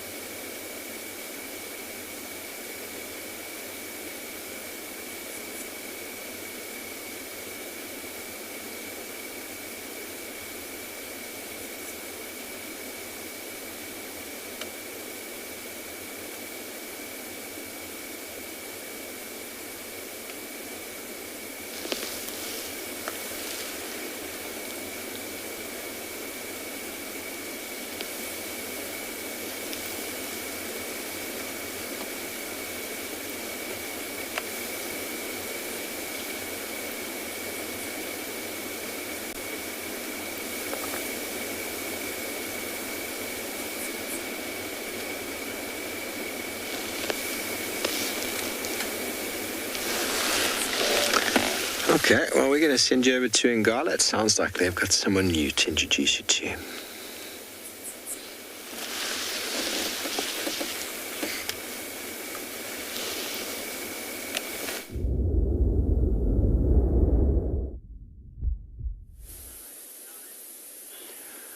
Wow, everybody, look what we found. We've just found a chameleon now, but it's a really small chameleon that's sitting in the tree there, which is on our left.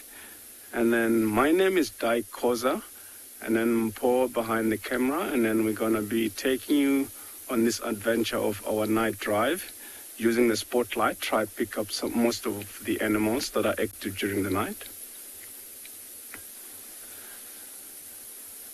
And that chameleon is just sitting there trying to blend in, because they get taken by birds of prey sometimes. As you can see, it's well hidden in the tree there, also very low above the long grass, so it's trying to camouflage itself. So people would like to handle and touch chameleon. I'd rather not, because it might disturb his night. So we're going to leave him alone there and then have his nice rest. Also, being a very small chameleon, you might want to leave the tree and cross the road tomorrow morning and get taken away. So we're definitely not going to do that. So we're just going to leave him like that and carry on towards the riverbed to see if we can maybe find those lions again and watch them hunt, because this is about time these animals will be going off to try to look for food, because it looks like they did try last night.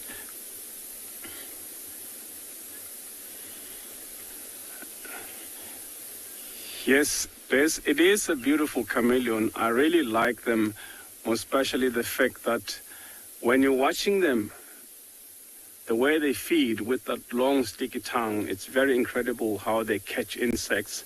And then, yeah, very beautiful animals, of which sometimes they'll change color and fit in exactly to the area where they are, so they not get taken by predators. So that's how they defend themselves. Sometimes you see one walking across the road in the day, he'll be moving like a leaf that the wind is blowing him, so pretending like he's a leaf, and then so he can easily cross the road without his predators seeing him. Yeah, so we're just gonna leave him like that and carry on towards the riverbed and see if we can find those lions.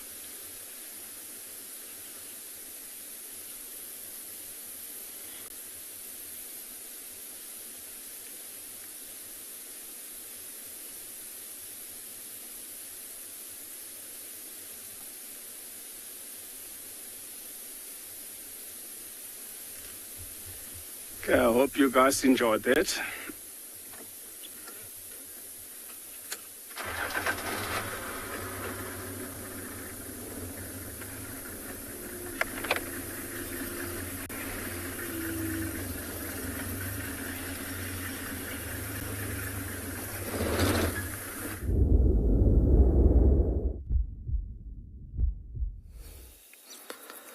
So folks, we had an eagle owl. He just took off, but we just wanted to give you an update what had happened with our cheetah sighting, and unfortunately it was a failed hunt. They did not succeed in their mission and have walked off into the long grass. So as you can see, the sun has set here, so we've left them, and hopefully in a day or two we might be lucky enough to try and find them again and see if they're not successful then. But for this evening, they did not win. But the sky is beautiful. Just had a bit of time with an eagle owl there for a second. And now we'll slowly bumble back and see what else in the night we can find. It's a very peaceful night.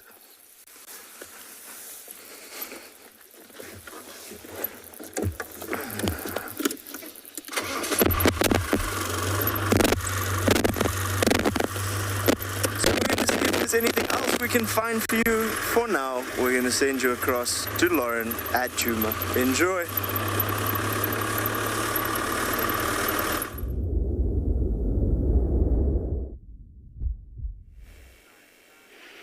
We have just watched a bark spider cross the road on its web and quite literally land on the other side.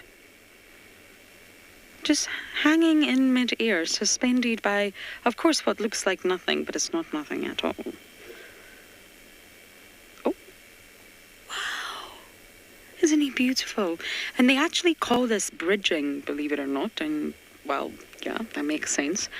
He's obviously got the web, that's possibly a she, on the other side of the road, and they create, it's actually a technique used by many spiders, especially the spiders that are not ground dwellers, and it means that they can move between remote plants. So they build their own silk bridges, and it avoids the ground at all costs. So they just cross the bridge whenever they like, go from one side of the road to the other on this little thin bridge of silk. It's obviously suspended in mid-air, and they generally tend to cross this bridge upside down. It's unbelievable. You can just catch it in your spotlight. And of course, it's to avoid the ground. Most of them, like your bark spiders and your orb weaver spiders, their bodies are not sort of specialized for walking on the ground. They've got really long legs, look completely out of proportion, and heavy bodies. The minute they can walk on the ground, but not well. It's not what they're adapted to do so. And of course, there's lots of predators that live on the ground. So how do you avoid that? You build a bridge. Spider-Man style.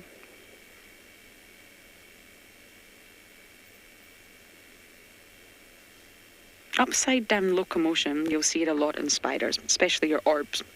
And it's energy efficient. And this means that they're saving energy. It's all about energetics. Everything in the animal kingdom is about energetics, including ourselves. It's all about your energy budget when you get down to it. And of course, every animal wants to stay in a surplus and not go into deficit. And for large spiders, that means upside down locomotion. Lincoln, you're asking how big do they get? The largest I've seen, I don't actually know how to show you this, it's larger than a tub of Vaseline. Do you have Vaseline at home, Lincoln? If not, then I would say a good between 5 to 7 centimeters across. And that's including the legs, of course. Bark spiders can get very large. But this particular individual is really tricky to see at night time, I'm afraid. I don't actually know his size. Maybe the size of a 50p coin, if you are from the UK. If you're not from the UK, then you're probably not going to know what that is. But they are large spiders, and they have sort of bulbous looking appendages on the back. You can see that. He's upside down. You can see it looks like sort of 2 horny parts. That's on the back. And bark spiders are incredibly camouflage. They do want to blend in. They don't want to be seen. And very often you do mistake them for a piece of bark.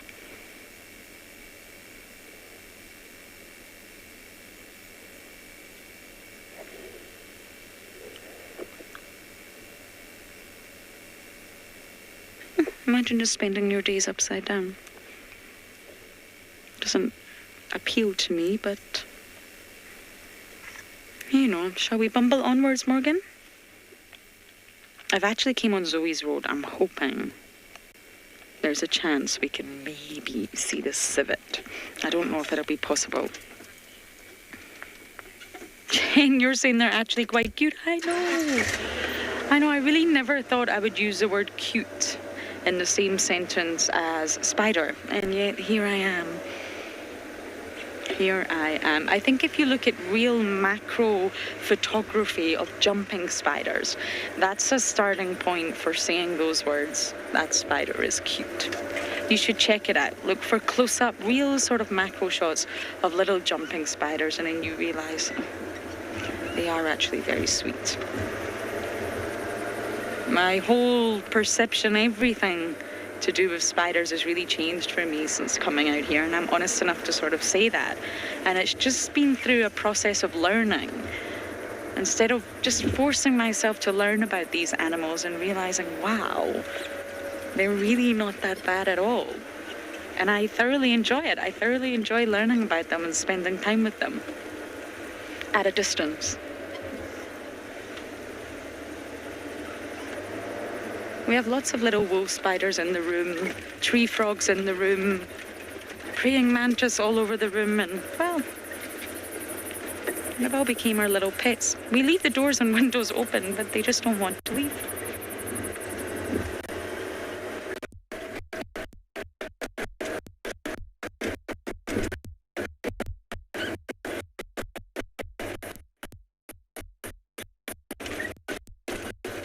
What you really have to care for time, especially these days, are elephants. You have to be really careful. It's a wall of darkness in front of us. And of course, our tool, the car headlights and your spotlight. And you really, really don't want to bash into elephants.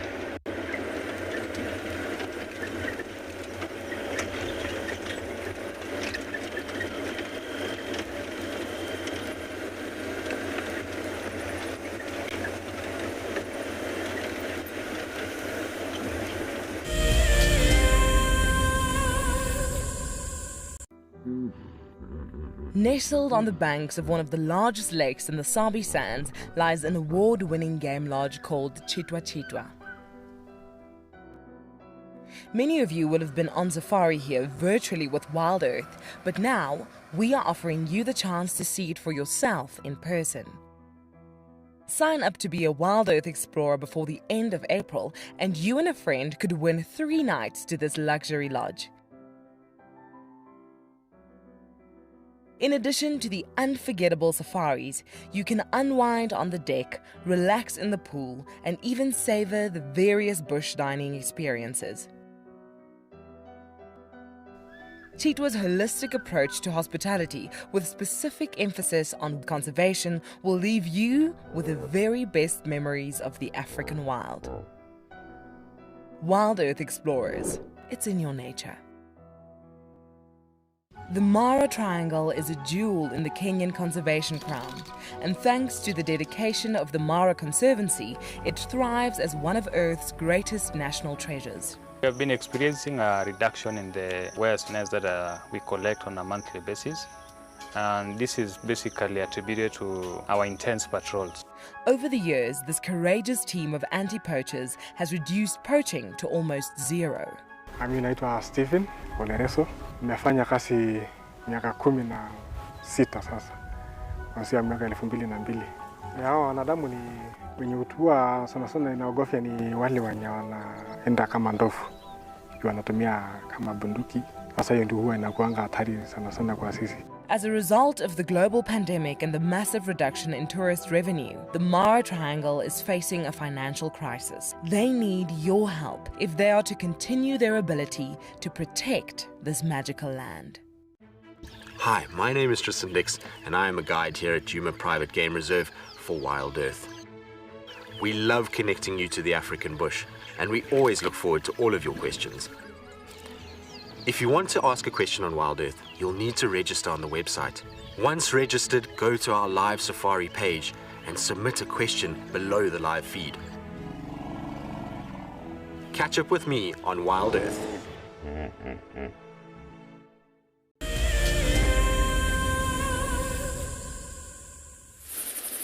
Hello everybody. We have a bush baby.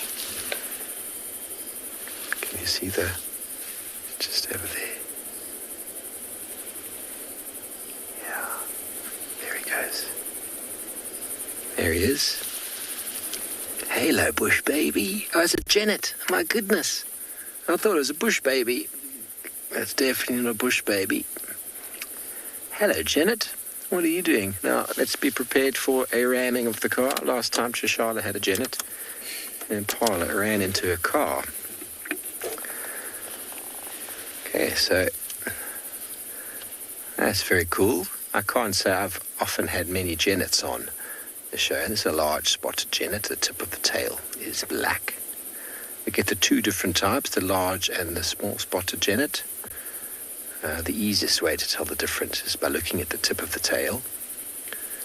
One has got white tip, one's got a black tip. The large spotted is definitely the more common.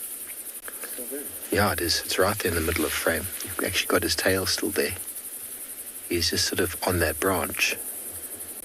It's a bit grainy. It's a bit far off. I think he might have moved, actually. Oh, there we go. He's in frame. Let's see the eyes. Now, we've spent many time looking at small birds perching in the trees, doing what they do, trying to survive the night, and it's these fellows that'll go through a tree and comb a tree from top to bottom for insects, for birds, for eggs, for absolutely anything. So these are definitely some of the most proficient or efficient nocturnal hunters when it comes to the small.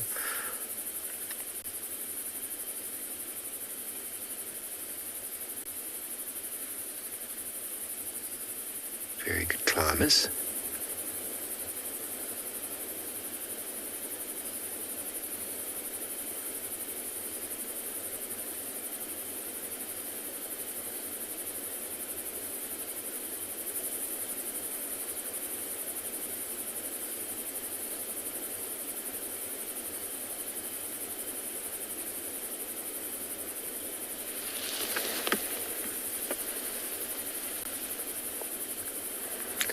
Molly, they are able to extend their claws. What's he doing? He's trying to figure out how to climb down. You don't see the claws in the tracks, so I don't know if they are protractile the way cats' tracks are, but they definitely have claws that are able to extend, but you don't notice it in the track at all. They are actually more closely related to mongoose than they are to cats, so I couldn't tell you whether their claws are actually protractile like that of a cat, but you don't see them in the track, which makes me think that they must be able to sheath them, but I don't know if the design is the same. But they definitely are very good climbers. And just like that, he's gone. Oh, what a splendid sighting. The lesser seen large spotted genet. Fantastic. So we were hoping to find something along this road, and we got something. Now we could go for something a little bit bigger with spots. Would be fantastic.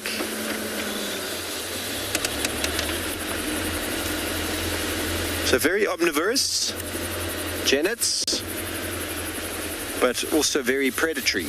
So they will catch many, many birds. We often hear the screams of bush babies. It's most likely genets that have caught them. But I've also seen a giant eagle owl on a dead leadwood branch with a very long tail, only to find out that it was on a genet that it had caught and was busy eating. Jerry, so yeah, large owls will, leopards would.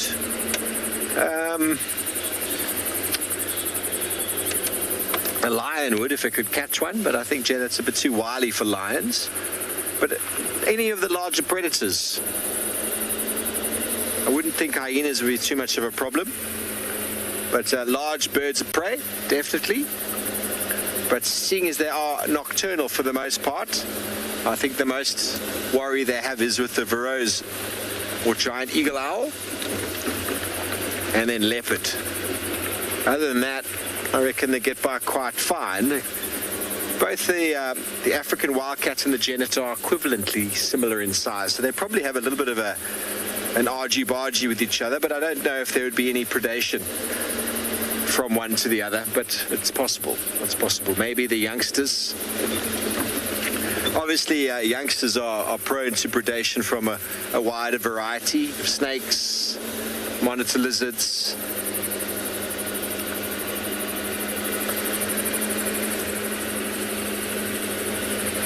Very cool. Nice to see. So 2 in a week. Okay, we're going to keep bumbling north, see what we can find, and send you over to Lauren, who's doing something quite similar.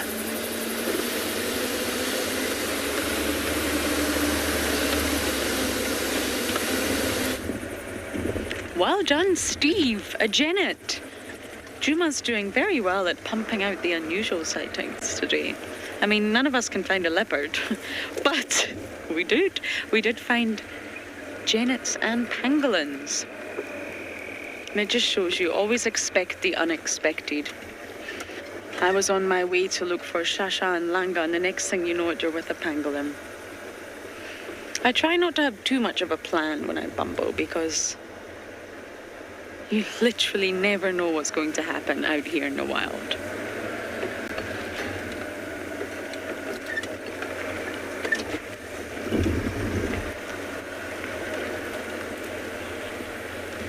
However, we actually do, believe it or not, there's 3 cheetah on Buffalo's Hook right now, in the very sort of far northeast corner, next to the Kruger boundary, right now.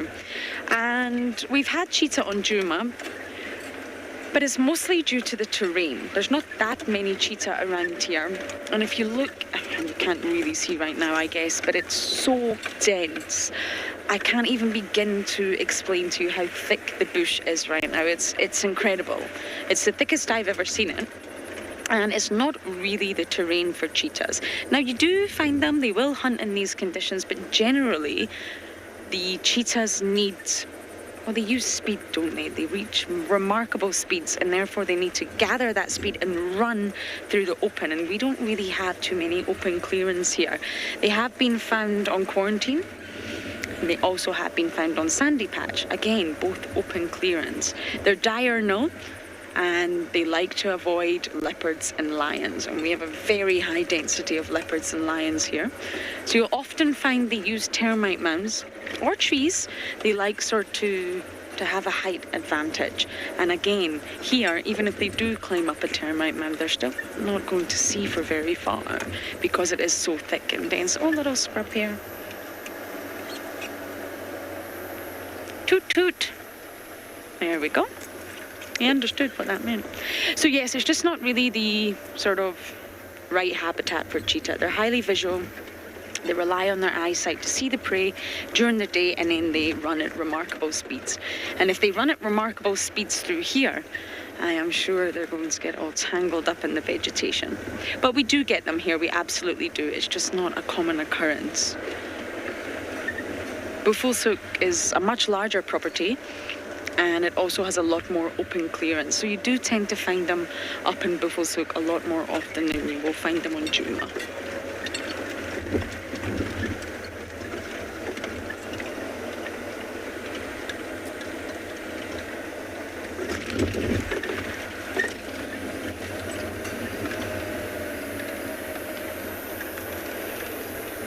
Now, quarantine's had a bit of a haircut. Had a little bit of a trim, so the grass is not so long on quarantine anymore. Makes it a little bit easier for us to actually see what is going on, to look for that eye shine.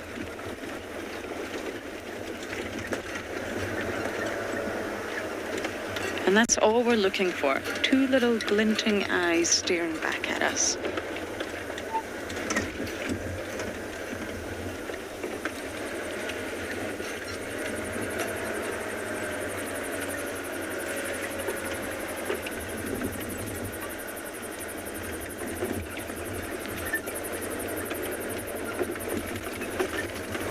There are some animals, of course, we don't spend time with at night time.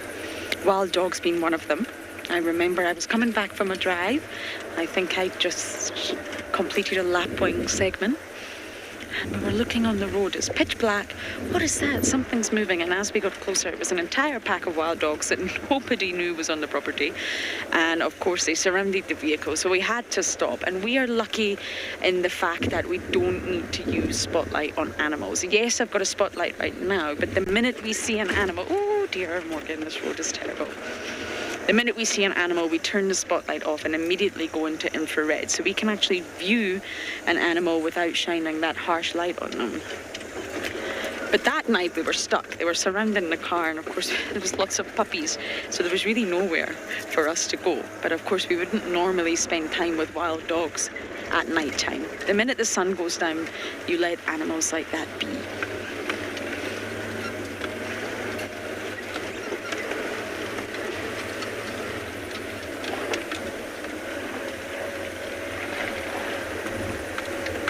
Are you still on the back there, Morgan? Yes, he's still there. It's a very bumpy road.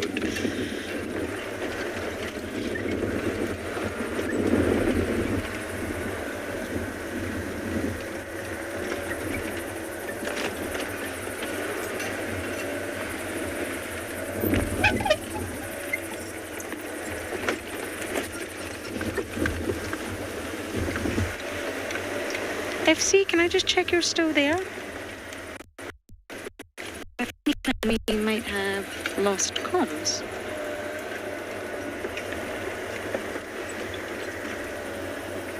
Can you hear FC, Morgan?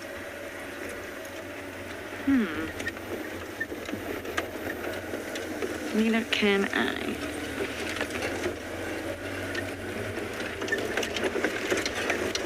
We can just get you to pan over here, Morgan.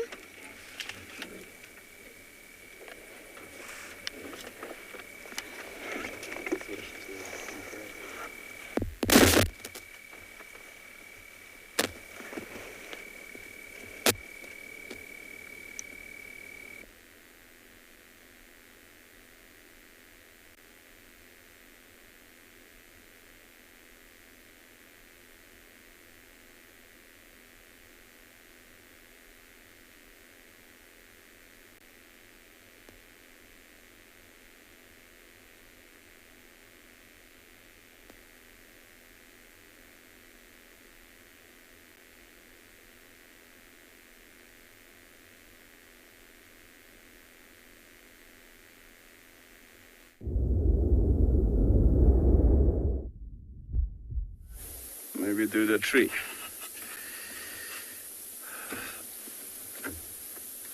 All right.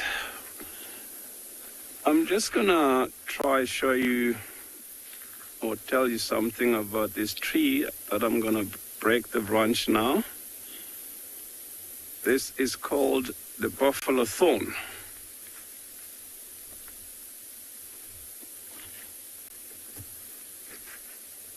We take some of the leaves off so you can see how the two different thorns look.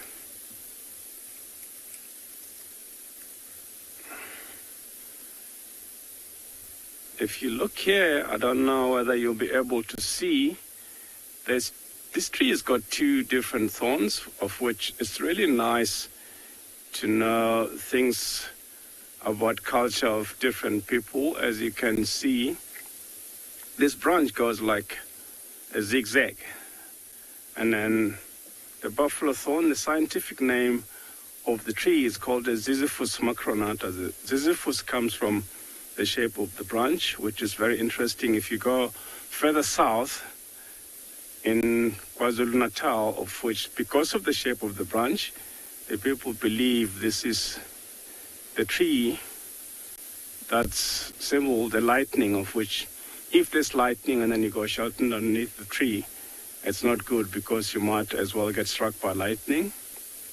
And then I'm from the Shangaan tribe, of which is very interesting, different beliefs from different cultures.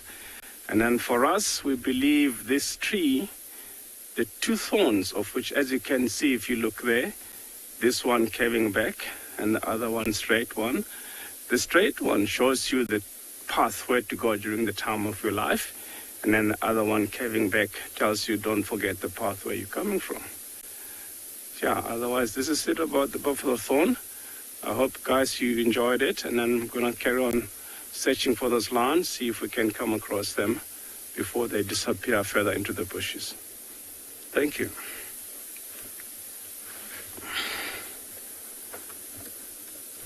All right, let's go try to find those lines before they disappear, and then we haven't stopped looking, so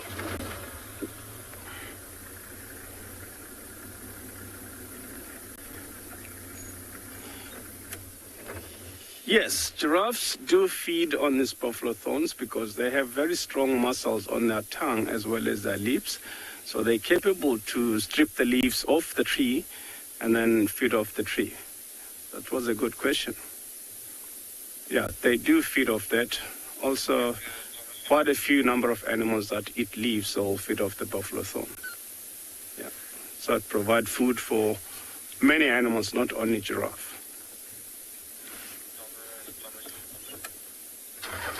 All right. So let's carry on down this road and then loop around again, see if we can cut those lines off the front before it gets a bit late. Because they're moving in that direction, but otherwise there were elephants in the riverbed that may have pushed those lions away from that riverbed. That's what made them move off the riverbed. But I'm sure they're still in the block somewhere to our left-hand side. So if we don't find them, we'll come look for them tomorrow, see if they have any success. But we still have more time to see if we can have any luck of finding them and follow them hunt.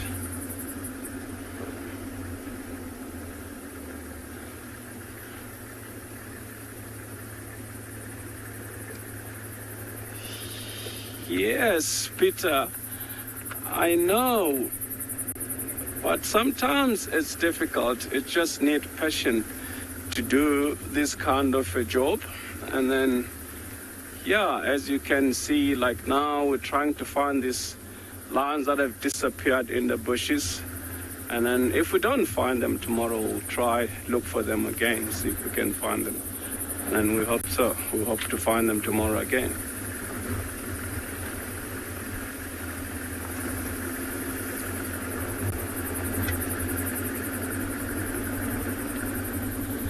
This is very dark and beautiful, so the lions don't have to worry about looking for cover when it's dark like this, because that's what they need, like element of surprise and maybe nice and dense bushes where they can walk through until they surprise their prey. But tonight it's very nice and dark for those lions to try and hunt.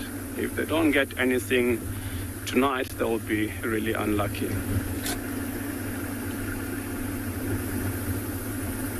I'm hoping they get something that so we can see them as well.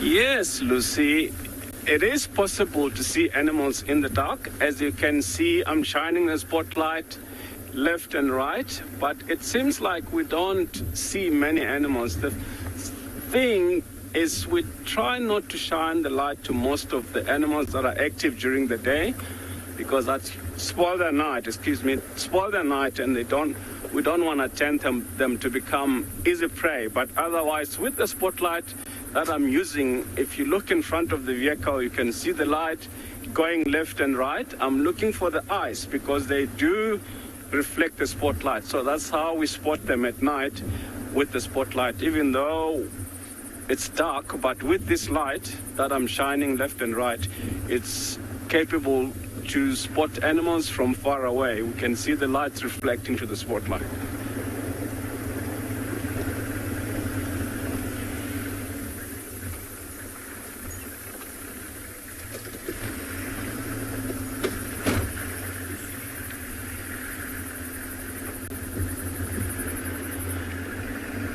Some up.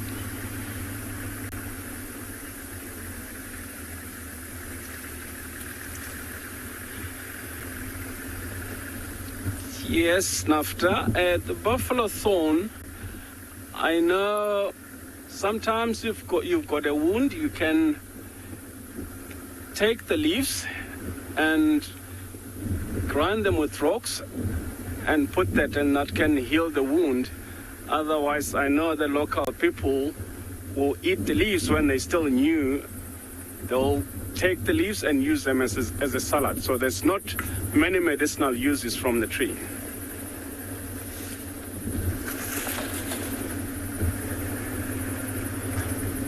That's just the one that I know of. Otherwise, it's just the leaves that can be eaten as a salad for the local people. I know that I've tasted them myself, of which they're really nice. but I know you may not like them.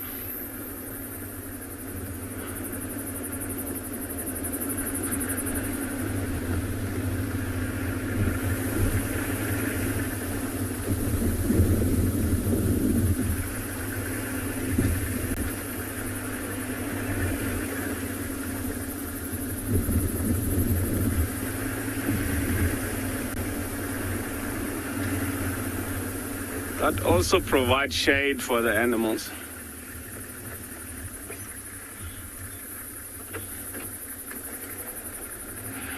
All right, Larry.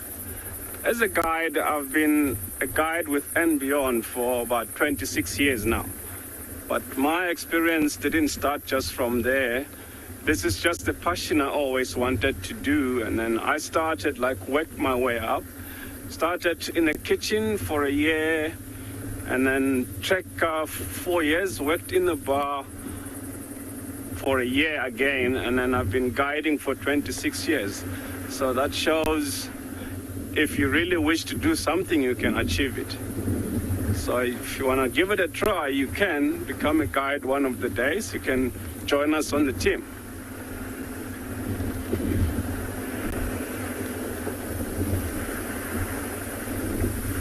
Which we'll need more of those, of you guys, because you've got some very good questions there.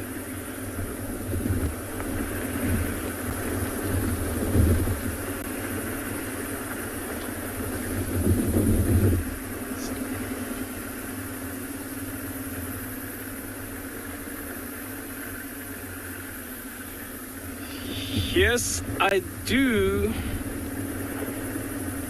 Watching the Birmingham Pride, but now this Pride have splitted. This lands we're looking for now, it's part of the Birmingham Pride, which is the one split.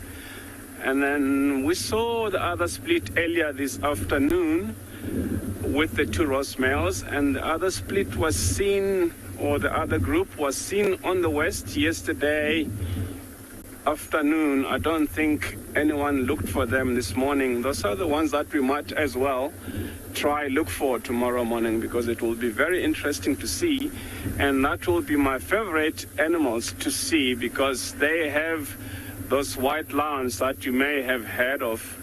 And then for me, I've just been asked now how long I've been a guide for. 26 years is long enough for me, and then now is the only time that I've seen those white lines at Ngala.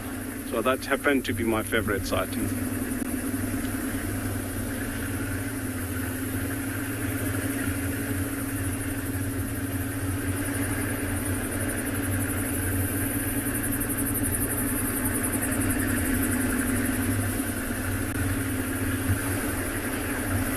I was hoping those lines come out.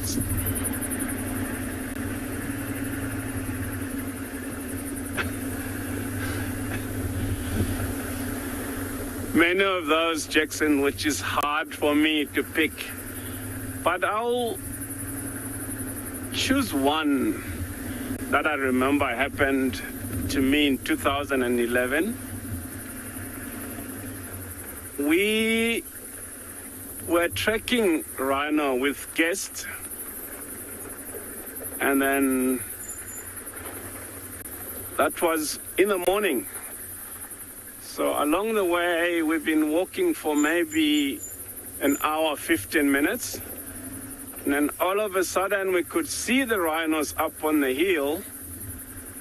And then the wind was blowing towards them. So white rhinos have got poor eyesight and good sense of smell and hearing. So we had to walk around them and cut off the wind to walk towards them into the wind. And then on the way around, I saw these birds called the red-billed oxpeckers, of which they normally associated with rhino, giraffe, and buffalo. But you'll find them with other animals. I can hear elephants trumpeting in the distance. We can find them with other animals, but mostly rhino, giraffe, and buffalo. I saw them coming off the ground, and I knew it's either there's another rhino lying there or a buffalo.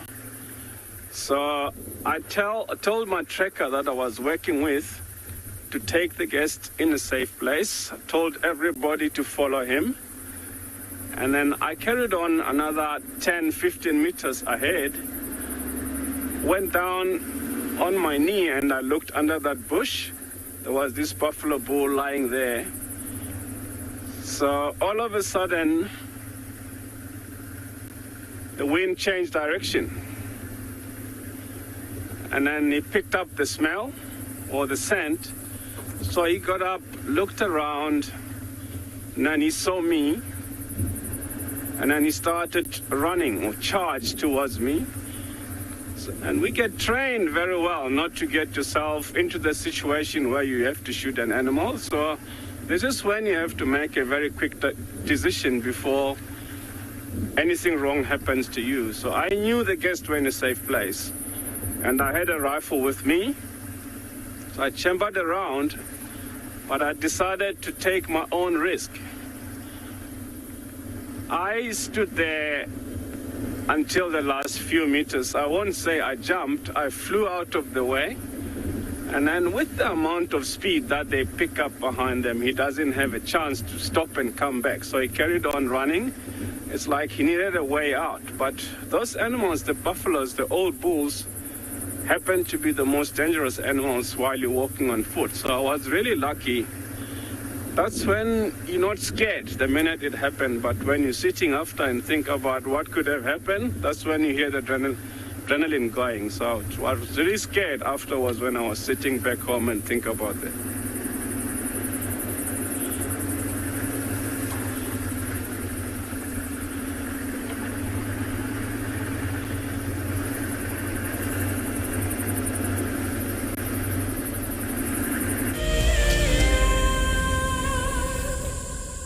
I'm just going to see, there's a very good place that I want to see if we can get good signal from there. That's what I'd like to know. Welcome to dawn in the African bush. How cool is this? Can you believe it? Those cubs are now only 10 feet from us. Unbelievable. Elephants chasing wild dogs chasing elephants. Pandemonium! Watching how WildEarth has grown since 2007 has been truly remarkable. On the 27th of April this year, WildEarth will be turning 14, and we would love to hear from you. Please send us your own special birthday message, which we can share with the rest of the WildEarth family. Maybe you can tell us why you started watching WildEarth, what WildEarth means to you, or you could just send us a very happy birthday. Don't forget, when you want to film yourself, to hold your phone sideways to get the best angle.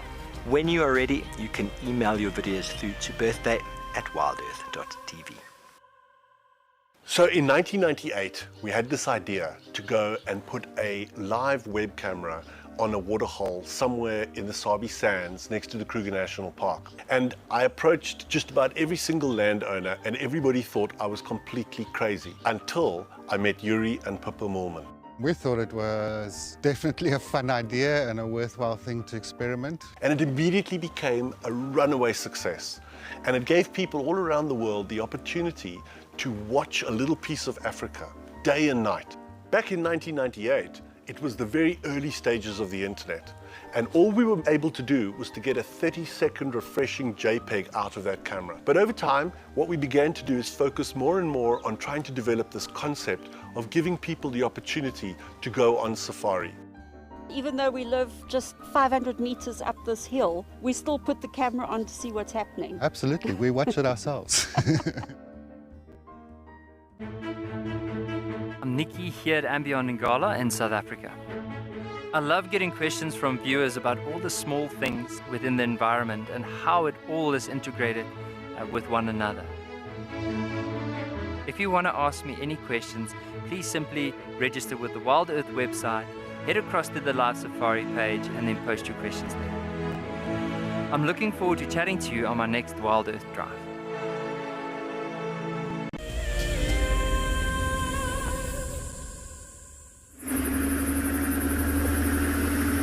All right.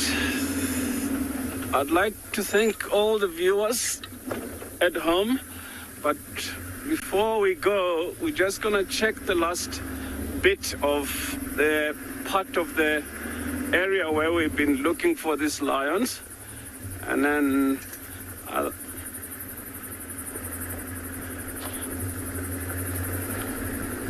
If we don't find them, we'll look for them tomorrow morning. I hope you enjoyed this afternoon, and then we hope to see you tomorrow again. So tune in and stay with us.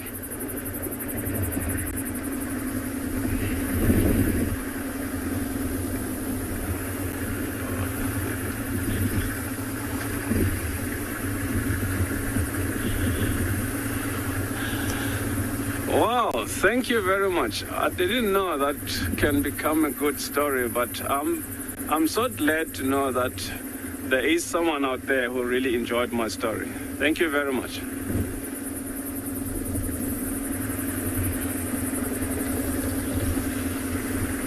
So make sure you're there to tune in tomorrow to ask me more questions. Maybe I can tell you some more stories.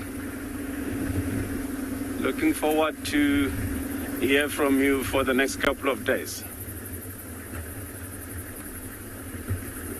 So, yeah, we're checking this road on the way home, see if we can find these lions. Otherwise, if they're not on this road, they'll be still somewhere in the block. And then tomorrow morning is another day, so we'll look for them and try see if they got successful or not. And then that's what we're gonna do tomorrow, the first thing. Check this area, see if these lions have got something. We're not too far from where we saw them. And then they might hunt, or tonight we might hear them roar. That's where we're gonna try look for them tomorrow. It will be easier if we can hear them calling tonight, and then that will be much easier to know what area to start looking. Maybe they've on the carcass. That would be really nice to see them feeding tomorrow, because those cubs are starting to get a bit thinner.